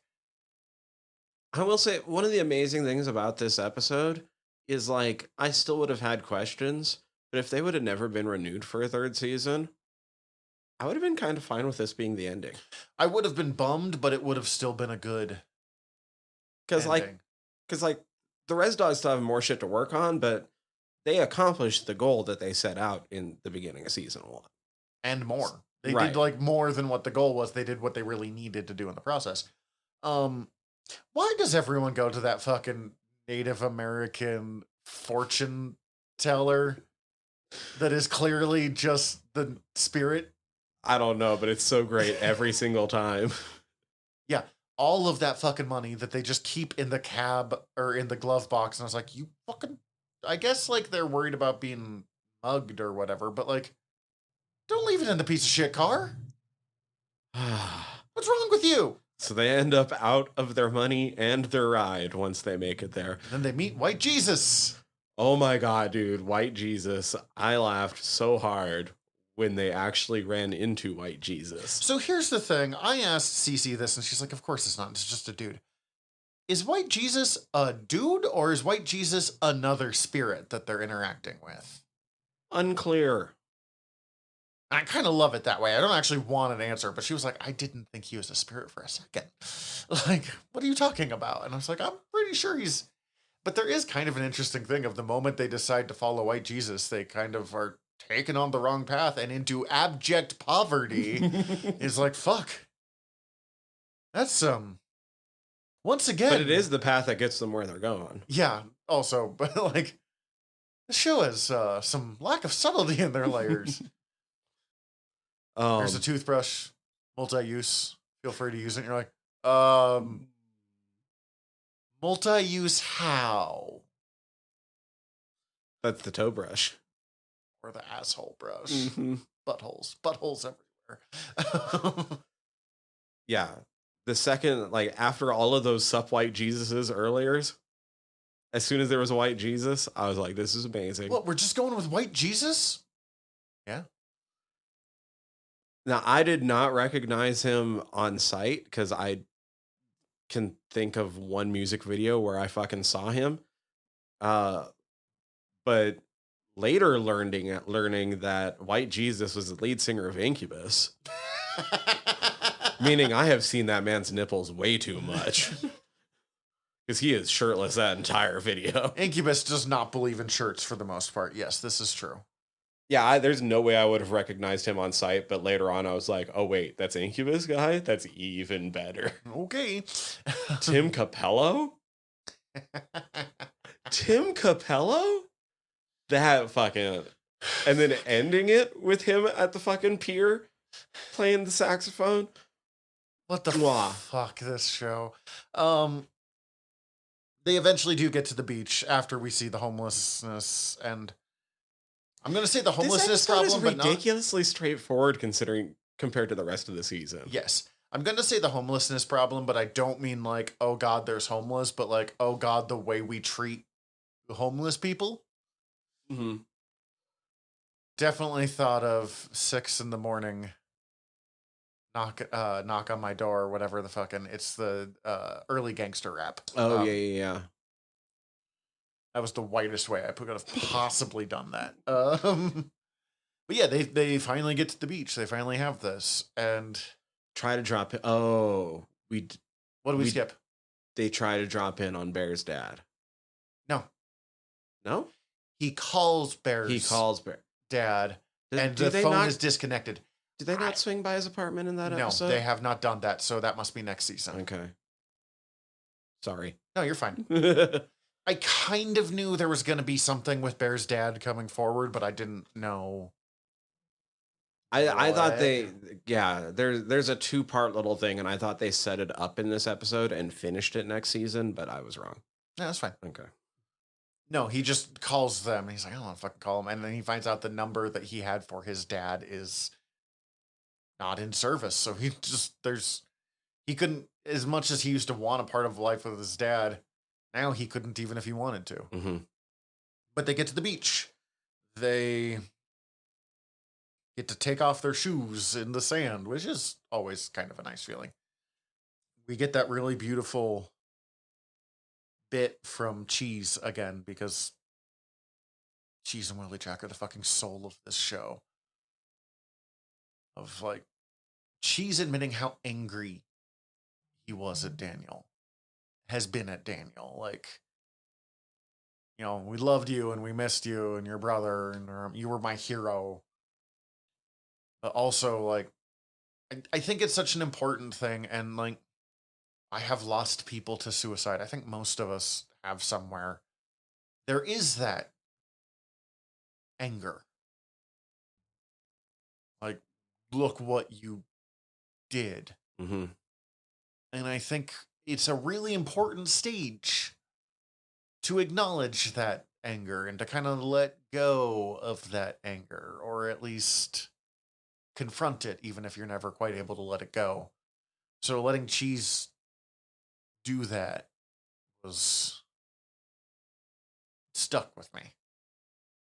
Also, the bit right before they actually get in the water between Bear and Alora, where like they spell like it's kind of been alluded to a couple times in the other episodes, but they spell it out where like she doesn't even now that even at they're at the beach, she's hesitant to get in the water because she feels like they're letting Daniel go. Mm-hmm. And he's like, no, like, we're just letting go of the pain. Like, he's always going to be with us, though, but we need to be able to move past. And that's what this step is. I've definitely seen it before in real life, too. Like that, you know, you lose someone and it's so hard to deal with, so you kind of just hold on to the pain. So, because that way it feels like they're still there, because they're still so present in your life. But once you do let go of the pain, or at least learn to deal with it, or because like even saying letting go isn't quite accurate, but it's symbolic and important and yada yada yada. Lets you have the good stuff again. Like they'll be able to talk about Daniel now without it just being that last night. Just like I said, these 2 episodes run into each other. At the end of Offerings, Hookty does add Willie Jack to her list. Oh, we forgot to mention that. Thank you. Because these episodes. Well, because I was also thinking, is Offerings the first episode where we hear the full Wilhelmina Jacqueline? I don't know. I'm not sure. It didn't catch me either way. But it could be just because I looked up Willie Jack. Mm-hmm. Like I looked up some of the characters when I was figuring this stuff out. So I read the name before. Right. Then the final bit. And this is the bit that like you can't answer, but I'm most curious about in a lot of ways. They were like, all right, got to go home. Like, And interestingly, Laura being the one like, time to go back, which is so far from where she was. And then Bear going like, I'm not going home. Or no, he says I'm not going back, I think. But like, I don't know what that means. Yeah, guesses for next season? Since we're at the end of the season? I mean, obviously, I know they'll end up back on the res at least temporarily. I know that I saw, because it tried to go to the next episode, so when I went back, it like had season 3, and I saw that Teeny's gonna pick them up. And I know that at some point there will have to be something with his dad. And I do know, and I don't know how I know this, that there will be bits from the older generation as younger folks. So I don't know. Like, I'm so excited for you to see it. So am I. And I'm torn, because when I first heard that there's like, oh, we're going to see some of the older folks as kids, I was like, no, give me my fucking res dogs. But now I'm like, yeah, whatever we need for more Big. Minor spoiler, not Big's generation. Yes, it's the grandparents' generation or something. Okay, that's even more interesting. Because I was like, oh, does this mean we're going to see Cookie? We're going to see high school Mabel, high school Irene. Well, considering that episode of Mabel's funeral made me like Mabel, I have that right, that's Mabel. Huh, okay. We've gotten bits of their generation. I'm excited to see. That explains why they looked a little more 60s. Yeah. Every once in a while, my brain's like, yeah, that's what the parents would look like. And I'm like, no. No, you're just old now. No, I'm significantly closer to the aunties' ages than I am. Yeah. It's not that I forget that, it's that I watch a lot of genre television, which, if you like cartoons, which I do, teenagers is a really good era for those. I'm really excited for you to get to this next season. There's some interesting episodes. We're gonna have some fun talking about them. Wait, so does this include Uncle Brownie? 100% in then. Might not get Big, do get Brownie. Brownie might be the part of that episode that I'm most excited for you to see. I love Uncle Brownie so much. The kid that they get to be young Brownie, like 110% nails it. Oh my God, I'm so happy. Yeah, I don't really have predictions, and I'm kind of just in this show for the ride, because I never could have predicted at least 2 of the episodes. Like, I kind of could have predicted this episode. As you said, this is a very straightforward payoff to everything they've been building. Here's where the plot thickens and offerings. I never could have predicted that. Holy shit. The fucking midstreamers, bro. Yeah. Fish fucking. I never, we didn't mention it, but the real brief bit where the res dogs see the news report that all of the fish have been sold to Robin Cleo's. And you see them all like, oh. Side note, also in the similar, just because res dogs and food, they get to fucking taqueria in what's the chilaquiles? But they're like, there's an ocean there. There must be catfish. And I'm like, you're in LA. Go get some fucking tacos. For real though. Now I kind of want some. I'm gonna make me some chorizo and eggs here in a little bit. I will say, I went to when we were in Portland, we ate out 3 times a day for 3 days. Holy shit, I had some good food there. And I understand how people in cities can be vegan now. Yeah. I mean, it's possible in places like Missoula here, but it takes work, and there's 2 places you can go get food. Mm-hmm. We went to a vegan Jewish delicatessen.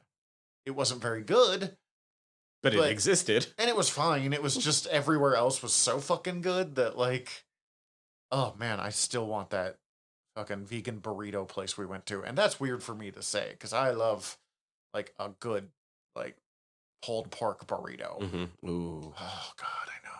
That sounds good.